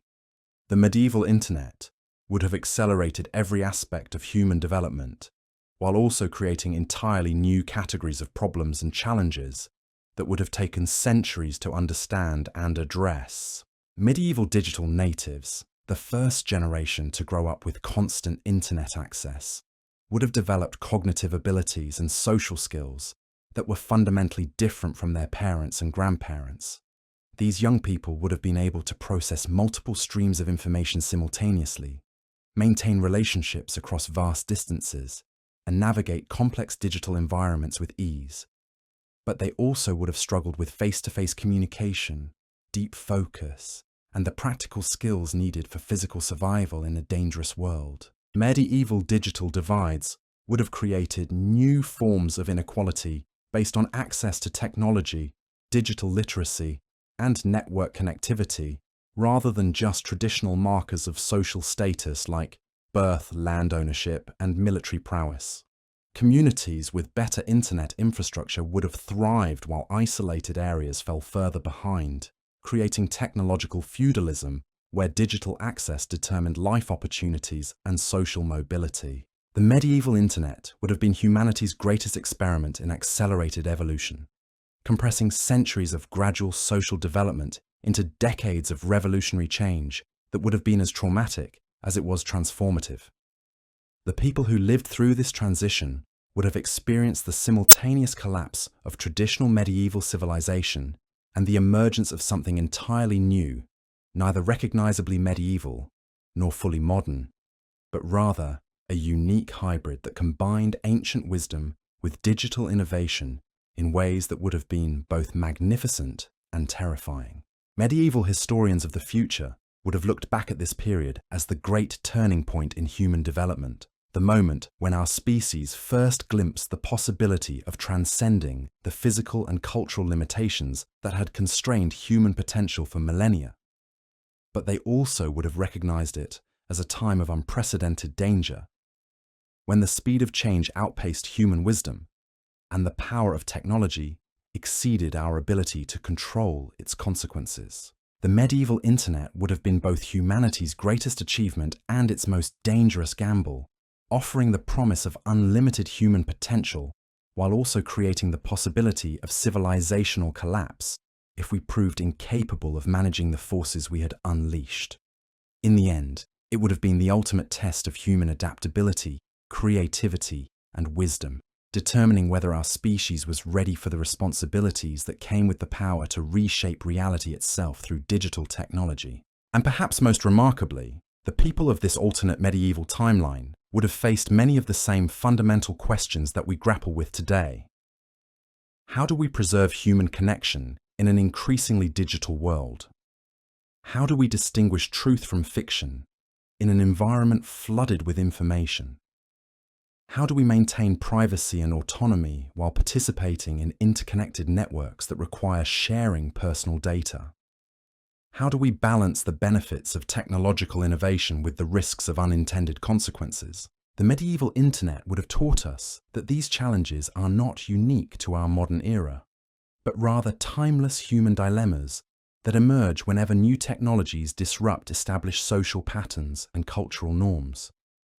The solutions that medieval people would have developed to these problems might have been very different from our modern approaches, but the underlying struggles would have been remarkably similar, reminding us that technology changes rapidly while human nature evolves much more slowly. In this imagined medieval future, we might have discovered that the most important innovations were not technological, but social and cultural adaptations that helped people maintain their humanity while embracing the possibilities offered by digital connectivity. The real heroes of the medieval internet age would not have been the inventors of new technologies, but the teachers, community leaders, and wise counselors who helped people navigate the psychological and social challenges of living in an accelerated, interconnected world. Perhaps the greatest lesson of our medieval internet thought experiment is that technological revolution, no matter how dramatic, cannot solve fundamental human problems like inequality, violence, and suffering, but it can create new opportunities for human flourishing if we have the wisdom and courage to use these tools in service of our highest values and deepest aspirations. The medieval internet would have been neither utopia nor dystopia, but rather a new chapter in the ongoing human story, filled with both tremendous possibilities and serious dangers that would have required the best of human wisdom, compassion, and creativity to navigate successfully. And in the end, that might be the most important insight of all, that every technological revolution is ultimately a test of our humanity, challenging us to grow not just in knowledge and capability, but in wisdom and moral understanding as well. The medieval internet would have fundamentally altered the relationship between knowledge and power in ways that go far beyond simple communication improvements. For the first time in human history, information would have become truly democratic, flowing freely across the rigid boundaries that had defined medieval society for centuries. But this democratization would have come at a cost that few could have anticipated. Consider the monastery of Cluny in the year 1180, where Brother Benedict sits in the scriptorium, no longer copying manuscripts by hand, but instead managing the world's first digital library. His screens glow with thousands of uploaded texts from monasteries across Christendom, each document searchable, cross-referenced, and instantly accessible to scholars from Ireland to Jerusalem. The painstaking work of preservation that had occupied generations of monks is completed in months, freeing them to pursue entirely new forms of intellectual labour. But Brother Benedict faces challenges his predecessors never imagined. How do you verify the authenticity of a digital manuscript when anyone can create convincing forgeries? How do you maintain the sacred nature of religious texts when they can be copied infinitely and distributed without reverence? The spiritual discipline that came from slowly, carefully transcribing holy words is lost when those same words can be uploaded in seconds. Medieval universities would have transformed overnight from elite institutions serving a few hundred students to global educational networks reaching millions. The University of Bologna's law professors could have delivered lectures simultaneously to students in Paris, Oxford, and Prague, creating truly international scholarly communities for the first time in human history. But this democratization of education would have triggered a crisis of credentialing and authority that medieval institutions were completely unprepared to handle. Picture a brilliant peasant girl in rural Normandy who teaches herself canon law through online courses, masters multiple languages through digital tutoring programs, and develops sophisticated theological arguments that challenge established church doctrine. In traditional medieval society, her ideas would never have been heard beyond her village. With internet access, she could have built a following of thousands, published treatises that reached scholarly audiences across Europe, and potentially influenced major theological debates, despite having no formal education or institutional affiliation. The Church's response to this intellectual democratization would have been swift and severe. Pope Innocent III would have issued papal bulls attempting to regulate online education, requiring digital credentials to be verified by approved ecclesiastical authorities. But enforcement would have been virtually impossible when anyone could access educational content anonymously and share knowledge through encrypted channels that church investigators couldn't monitor. Medieval academic fraud would have flourished as people claimed degrees they never earned, cited sources they never read, and built scholarly reputations based on plagiarized content and fabricated credentials. The informal networks of personal recommendation and institutional verification that had maintained scholarly integrity for centuries would have been overwhelmed by the scale and speed of digital academic interaction. The transformation of medieval medicine would have been equally dramatic and dangerous. Village healers who had relied on limited local knowledge and folk remedies would suddenly have access to medical databases compiled by physicians across 3 continents. A barber surgeon in England could have consulted with Islamic doctors in Cordoba, Jewish physicians in Provence, and Byzantine medical scholars in Constantinople before attempting a difficult procedure. Medieval medical forums would have emerged as spaces where practitioners shared case studies, debated treatments, and collaborated on research in ways that would have accelerated medical advancement by centuries. But these same forums would also have been flooded with quack remedies, dangerous misinformation, and competing medical philosophies that medieval practitioners had no scientific framework for evaluating. Imagine a plague outbreak in 1348 with medieval internet connectivity. Instead of relying on astrological explanations and religious interpretations, physicians could have tracked the disease's spread in real time, shared treatment protocols instantly, and coordinated public health responses across affected regions. The Black Death might have killed millions fewer people if medical knowledge had been shared at digital speeds, rather than the pace of horseback messengers. But medieval medical misinformation would have been equally dangerous. False cures would have spread as quickly as accurate treatments. Panic would have been amplified by sensationalized reports, and competing theories about disease causation would have created chaos among practitioners who lacked the scientific knowledge to distinguish between valid and invalid medical claims. Medieval pharmaceutical networks would have developed rapidly as apothecaries shared formulas, compared results, and coordinated the procurement of rare ingredients through digital supply chains. The expensive and time-consuming process of developing new medicines would have been accelerated through collaborative research networks that pooled knowledge from practitioners across vast geographic areas. The legal implications of medieval internet would have been staggering. Legal systems that had developed over centuries to handle face-to-face interactions would have been completely inadequate for addressing crimes, contracts, and disputes that occurred in digital space or involved parties from different kingdoms with incompatible legal traditions. Medieval cybercrime would have emerged immediately as technically skilled individuals discovered they could commit fraud, theft, and forgery through digital networks with little risk of detection or punishment. A corrupt scribe in Paris could have altered land records stored on servers in London. A dishonest merchant in Venice could have created false identities to escape debt obligations. And a rebellious noble could have forged royal decrees to justify political actions. Medieval courts would have struggled to understand, investigate, and prosecute digital crimes that left no physical evidence and often involved multiple jurisdictions with different laws and enforcement mechanisms. How do you prove someone's guilt when the evidence exists only as data that few people understand? How do you punish criminals who operate from territories beyond your legal authority?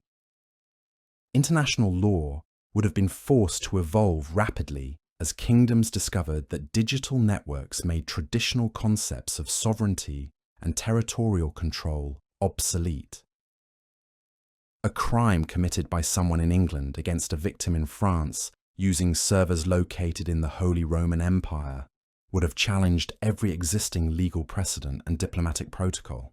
Medieval identity theft would have been particularly devastating because personal identity was so closely tied to family lineage, land ownership, and social relationships that couldn't be easily verified through digital means. If someone successfully assumed another person's digital identity, the victim might have found it nearly impossible to prove their legitimate claim to their own name, property, and social position. The economic disruption would have extended far beyond simple improvements in trade efficiency. Entire economic sectors would have been eliminated while new industries emerged at unprecedented speed. Traditional medieval occupations like messengers, town criers, and travelling merchants would have disappeared almost overnight as their services became obsolete. Medieval unemployment would have spiked as workers discovered that their traditional skills were no longer valuable in a digitally connected economy. A master blacksmith who had spent decades perfecting his craft might have found his products undersold by cheaper competitors from distant regions, while his specialized knowledge became instantly accessible to anyone through online tutorials and instructional videos. But new economic opportunities would have emerged just as quickly. Medieval IT support would have become a crucial profession as people struggled to maintain and repair the digital infrastructure that their livelihoods depended on. Digital marketing specialists would have helped traditional craftsmen and merchants adapt to online sales platforms. Content creators would have built careers around entertainment, education, and information services that had no precedent in traditional medieval society. Medieval venture capital would have developed as wealthy individuals, and institutions recognized the potential for investing in digital innovations and platform companies. The Italian banking families that had pioneered commercial finance would have evolved into technology investors, funding startups that promised to revolutionize everything from agriculture to warfare through digital solutions. The transformation of medieval agriculture would have been particularly profound because farming was the economic foundation that supported everything else in medieval society. Farmers with access to weather data, soil analysis, crop management software, and global market information could have dramatically increased their productivity while reducing their vulnerability to natural disasters and market fluctuations.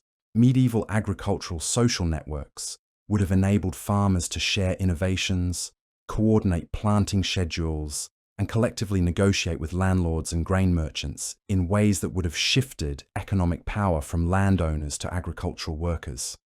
Peasant revolts might have been replaced by digital organizing campaigns that achieved better working conditions and higher wages without violence or political upheaval. But agricultural automation would also have displaced rural workers at a time when alternative employment opportunities were limited.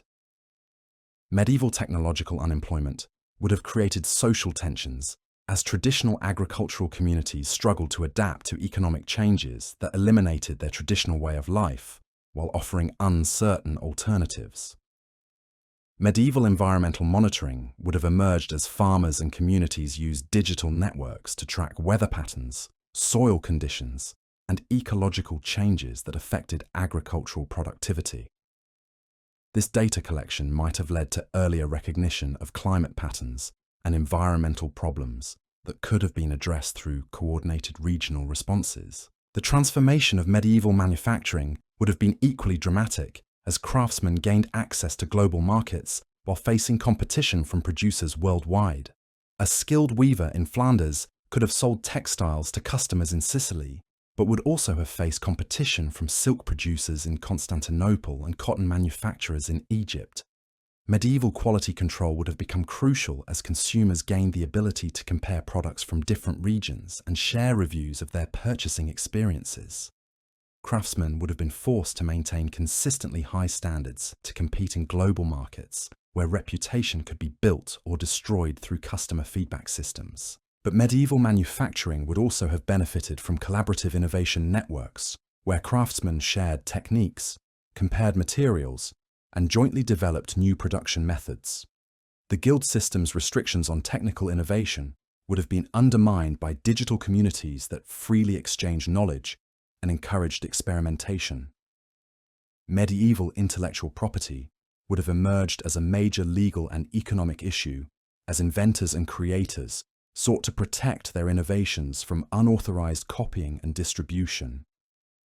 Traditional medieval concepts of craft secrets and trade knowledge would have been inadequate for addressing the challenges of digital reproduction and global distribution of creative works. The cultural implications would have been equally profound as medieval societies grappled with exposure to ideas, values, and practices from radically different cultural traditions.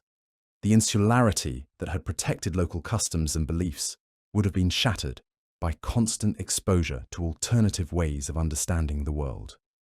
Medieval cultural fusion would have accelerated as people adopted practices, foods, art forms, and social customs from other regions and traditions. A French noble might have decorated his castle with Islamic geometric patterns, adopted Byzantine administrative practices, and served meals featuring spices and cooking techniques from across the known world. But cultural homogenization would also have threatened the diversity of local traditions that had developed over centuries of relative isolation. Regional languages, folk customs, and traditional practices might have been displaced by more prestigious or widely accessible cultural forms that dominated digital platforms. Medieval cultural preservation efforts would have emerged as communities recognized the threat that digital connectivity posed to their traditional ways of life. Local leaders might have created digital archives of folk songs, stories, and customs, while also establishing cultural education programs designed to maintain traditional practices among younger generations. The psychological impact on individuals would have been enormous as people struggled to maintain coherent identities while being constantly exposed to alternative ways of understanding themselves and their place in the world. Medieval identity crises would have become common as people questioned fundamental assumptions about religion, social hierarchy, and personal purpose that had previously seemed natural and inevitable. Medieval therapy and counseling would have emerged as new professions dedicated to helping people cope with the psychological challenges of living in a rapidly changing, constantly connected world. Traditional sources of comfort and guidance like family elders, local priests, and community traditions would have been supplemented by professional support services that understood the unique stresses of digital life. But medieval mental health would also have suffered from the constant stimulation, information overload, and social pressure that characterized digital connectivity. Anxiety, depression, and attention disorders would have increased as people struggled to maintain psychological equilibrium in an environment that exceeded their evolutionary capacity for processing social and environmental information. Medieval digital addiction would have emerged as people discovered that online activities could provide immediate gratification and escape from the harsh realities of medieval life. The discipline and delayed gratification that characterized traditional medieval culture would have been undermined by digital platforms designed to capture and hold human attention through constant stimulation and reward. The long-term consequences would have been impossible to predict as medieval societies embarked on an unprecedented experiment in technological acceleration that compressed centuries of gradual development into decades of revolutionary change. The medieval internet would have been both humanity's greatest opportunity and its most dangerous gamble, offering the possibility of eliminating ignorance, isolation, and material scarcity, while also creating entirely new forms of human suffering and social dysfunction. Medieval futurists, if they had existed, would have struggled to comprehend the magnitude of the transformation they were witnessing. The changes would have been so rapid and comprehensive that prediction would have been virtually impossible, leaving people to navigate an uncertain future without reliable guidance from past experience or traditional wisdom. The medieval internet would have represented a fundamental break in human history, marking the transition from a world where change occurred slowly and predictably to one where constant adaptation became the only reliable strategy for survival.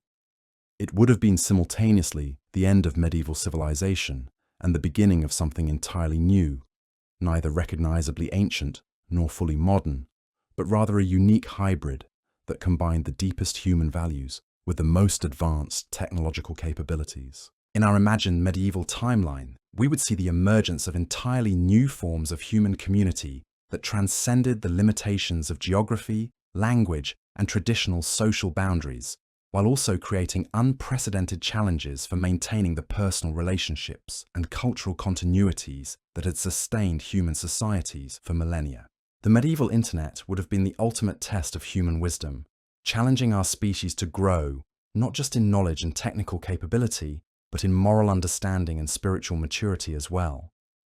Whether medieval people would have passed this test successfully remains an open question, but their attempt would have been one of the most fascinating experiments in human history, offering insights into both our greatest potential and our deepest vulnerabilities as a species capable of reshaping the world through the power of our collective imagination and technological ingenuity. And perhaps that is the most important lesson of our medieval internet thought experiment, that every technological revolution is ultimately a mirror that reflects our own nature back to us, revealing both the heights of human creativity and the depths of human folly, challenging us to become worthy of the tools we create and the power we wield in service of shaping the future of human civilization.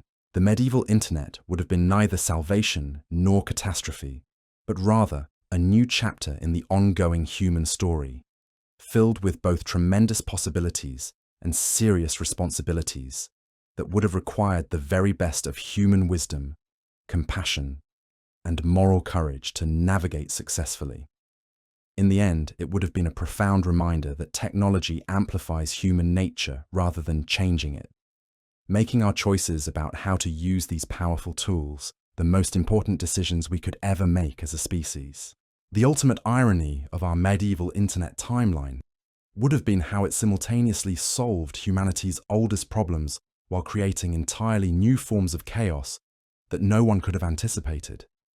Picture the final decades of this alternate 13th century, where the initial excitement of digital connectivity had settled into the grim reality of managing a world that had changed faster than human wisdom could adapt. By now, the great kingdoms of Europe would have evolved into something resembling modern nation-states, but with a distinctly medieval twist that made them more dangerous than anything we know today. King Edward Longshanks wouldn't just be conquering Wales through military might. He'd be waging total information warfare, deploying armies of digital propagandists to flood Welsh social media with content designed to demoralize resistance movements before his physical armies even crossed the border. Medieval psychological warfare would have reached levels of sophistication that would make modern military strategists weep with envy. English cyber warriors would have infiltrated Welsh online communities months before invasion, slowly spreading rumours about the incompetence of Welsh leaders, the futility of resistance, and the benefits of English rule.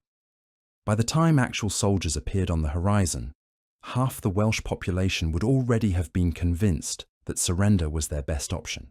But the Welsh would have fought back with weapons that Longshanks never saw coming. Instead of relying solely on longbows and castle walls, Welsh resistance would have operated through encrypted networks that English authorities couldn't penetrate.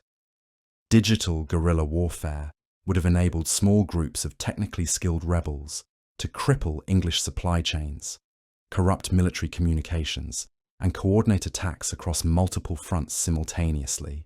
Medieval cyber resistance would have been particularly effective because it required fewer resources than traditional military opposition, while offering much greater potential for psychological impact.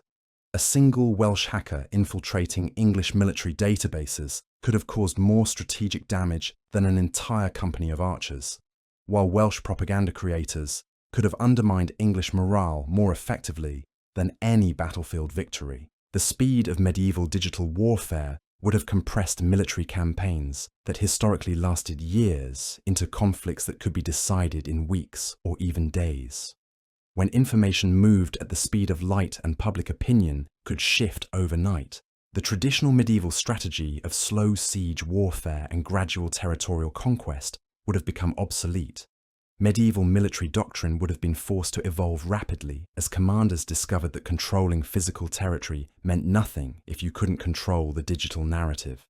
Castles and fortified cities would have remained important, but the real battles would have been fought in cyberspace, where victory belonged to whoever could most effectively manipulate information flow and public perception. But perhaps nowhere would the transformation have been more dramatic than in the daily lives of ordinary people who found themselves caught between the collapsing certainties of traditional medieval life and the overwhelming possibilities of digital connectivity. A typical peasant family in the year 1285 would have lived in a world that was simultaneously more connected and more fragmented than anything in human experience. Consider Willem the farmer, whom we met at the beginning of our journey. By now, he's no longer just a subsistence peasant struggling to survive on marginal land. He's become a successful agricultural entrepreneur who uses weather prediction algorithms, soil analysis software, and global commodity price tracking to optimize his crop production and maximize his profits. His children attend virtual schools where they learn mathematics from Islamic scholars, natural philosophy from Byzantine intellectuals, and theology from the finest minds in Christendom. But Willem's success has come at a cost that he's only beginning to understand. His family spends more time interacting with screens than with each other. His children speak fluent Latin and Arabic, but struggle to communicate with their grandparents who never adapted to digital technology. His wife suffers from what we would recognize as severe anxiety disorder, as she compulsively monitors news feeds about plague outbreaks, political upheavals, and economic crises across Europe. The traditional rhythms of rural life that had sustained agricultural communities for centuries have been completely disrupted. Instead of following seasonal cycles and natural patterns, Willem's family lives according to the 24-hour news cycle and global market fluctuations that never sleep. The deep connection to land, weather, and community that had characterized peasant existence has been replaced by a shallow connectivity to digital networks that provide information but not meaning. Medieval family therapy would have emerged as a crucial profession as traditional family structures struggled to adapt to digital pressures that no one understood or knew how to manage.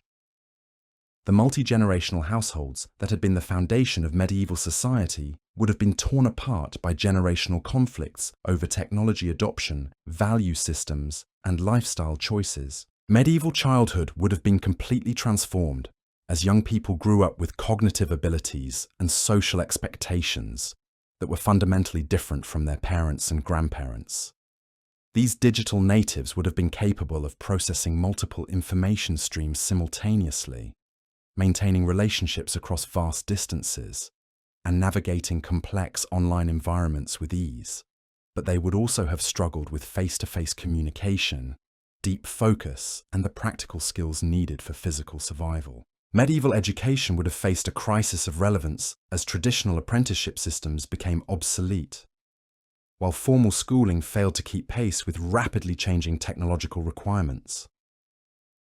Parents would have found themselves unable to guide their children's career choices because the jobs their kids would eventually hold didn't exist yet and couldn't be predicted. The psychological toll of constant connectivity would have been particularly severe for a population that had evolved to handle face-to-face social groups of maybe 150 people. but suddenly found themselves exposed to the thoughts, opinions, and problems of millions.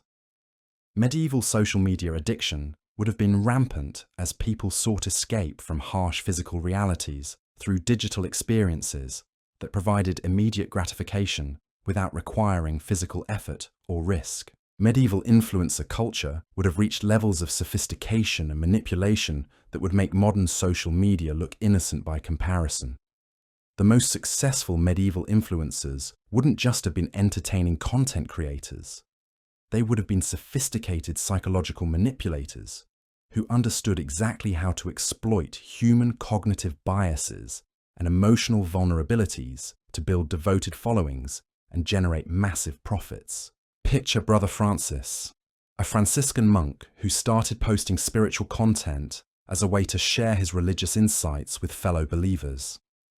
Within months, he's built a following of 2 million people across Christendom who hang on his every word and send donations that have made him wealthier than most nobles. But success has corrupted his original spiritual mission. He now spends more time crafting content designed to go viral than actually praying or serving the poor. Brother Francis's content has become increasingly sensational as he competes for attention in a crowded digital marketplace. His theological interpretations have grown more extreme, his criticism of church hierarchy more pointed, and his promises of spiritual benefits more extravagant. He's become less of a spiritual teacher and more of a religious entertainer who tells people what they want to hear rather than what they need to know. Medieval religious influencer scandals would have been particularly devastating because they combined the global reach of digital platforms with the high moral expectations that medieval people had for religious leaders. When Brother Francis is eventually exposed for financial corruption, sexual misconduct, and theological heresy, the resulting crisis of faith affects millions of believers across multiple countries and potentially undermines trust in religious authority for generations. The Church's response would have been swift and brutal, but also largely ineffective in the digital age. Traditional mechanisms for controlling religious discourse, including censorship, excommunication, and physical persecution, would have been inadequate for addressing online religious movements that could operate anonymously and cross jurisdictional boundaries at will. Medieval religious wars would have been fought as much through digital propaganda as through traditional military campaigns. The Fourth Crusade might have been launched not through papal preaching and political negotiation, but through viral social media campaigns that convinced millions of Christians that immediate military action was necessary to save the Holy Land from Islamic conquest. But Islamic communities would have fought back through their own sophisticated digital networks that connected believers from Spain to Central Asia in ways that would have made coordinated resistance much more effective. Instead of being caught off guard by crusader invasions, Islamic leaders could have tracked European military preparations through social media intelligence, coordinated defensive strategies across multiple regions, and launched their own propaganda campaigns designed to undermine Christian unity and resolve. Medieval religious warfare would have been particularly brutal because it would have combined the passionate intensity of religious conviction with the speed and reach of digital communication. Religious conflicts that might have remained local disputes in our timeline could have escalated into global confrontations within days, as communities on different continents rallied to support their co-religionists through digital networks. The economic implications of mature medieval internet would have been staggering as global markets developed that operated 24 hours a day and connected producers and consumers across vast distances with unprecedented efficiency. Medieval capitalism would have emerged centuries ahead of schedule as digital platforms eliminated many of the transaction costs and information asymmetries that had limited medieval commerce. Medieval stock markets would have developed as merchants and investors created digital platforms for trading shares in commercial ventures, agricultural production, and even military campaigns.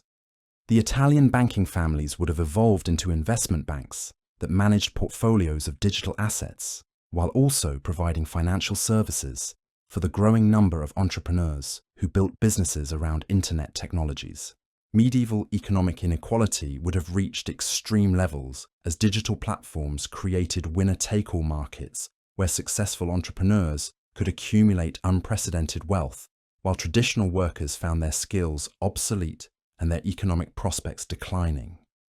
The social tensions that had historically been managed through traditional hierarchies and local relationships would have been amplified by global awareness of wealth disparities and lifestyle differences. Medieval labor movements would have emerged as workers organized through digital platforms to demand better wages, working conditions, and social protections from employers who might be located thousands of miles away. These digital labor organizations would have been much more powerful than traditional craft guilds because they could coordinate activities across vast geographic areas and include workers from many different trades and industries. But medieval labor disputes would also have been more complex and difficult to resolve because they often involved parties from different kingdoms with incompatible legal systems and cultural expectations. A strike by English textile workers against Italian merchants using French transportation networks and German banking services would have created diplomatic incidents that no existing institutions were equipped to handle. Medieval consumer culture would have emerged as people gained access to goods and services from across the known world, while also being exposed to lifestyle aspirations and material desires that had never existed in traditional agricultural societies. The simple, functional approach to material possessions that had characterized medieval life would have been replaced by complex consumer preferences driven by global fashion trends, status competition, and artificial scarcity created by marketing manipulation. Medieval advertising would have evolved rapidly from simple product announcements to sophisticated psychological manipulation that exploited cognitive biases and emotional vulnerabilities in ways that medieval consumers were completely unprepared to resist. The traditional medieval values of moderation, community solidarity, and spiritual focus would have been undermined by commercial messages designed to create dissatisfaction, envy, and compulsive consumption. The environmental consequences would have been severe as increased consumption, global trade, and technological production created pollution and resource depletion on scales that medieval societies had never experienced. Medieval environmental movements might have emerged as people recognized the connection between economic growth and ecological destruction, but they would have faced the same challenges that modern environmentalists encounter in trying to balance immediate economic needs with long-term sustainability concerns. Medieval urban planning would have been revolutionized as cities adapted to digital infrastructure requirements, while also dealing with massive population growth as people migrated from rural areas seeking economic opportunities in digital industries. Medieval smart cities would have integrated digital technologies with traditional urban functions in ways that improved efficiency and quality of life, while also creating new forms of surveillance and social control. But medieval cities would also have struggled with digital divide problems, as wealthy neighborhoods enjoyed high-speed internet access and advanced digital services, while poor districts were left with inadequate infrastructure and limited opportunities for economic advancement.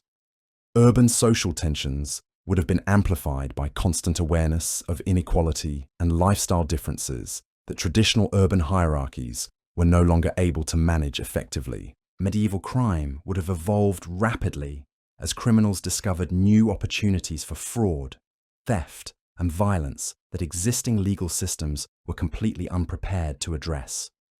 Digital crime networks would have operated across multiple jurisdictions while using encryption and anonymity tools that made detection and prosecution extremely difficult. Medieval law enforcement would have been forced to develop entirely new investigative techniques and international cooperation mechanisms to address crimes that transcended traditional territorial boundaries and challenged fundamental assumptions about evidence, jurisdiction, and punishment.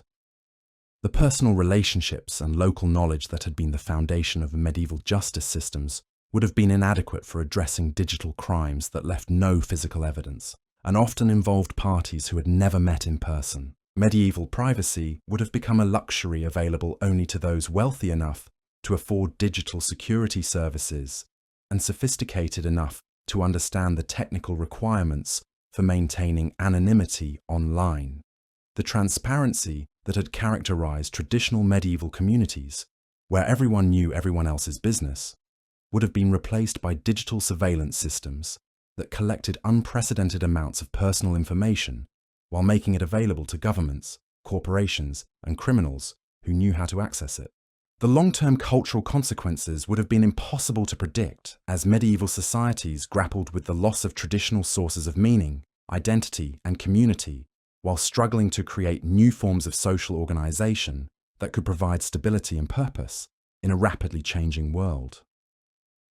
Medieval philosophy would have experienced a renaissance as thinkers struggled to understand the implications of digital connectivity for human nature, social organization, and spiritual development.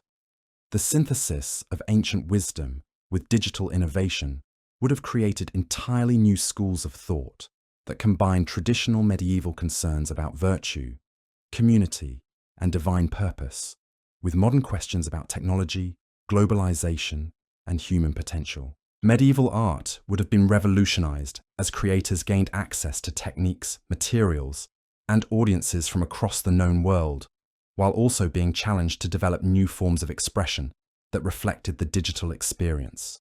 Traditional medieval art forms like illuminated manuscripts and religious sculpture would have evolved into interactive digital experiences that combined visual beauty with technological innovation.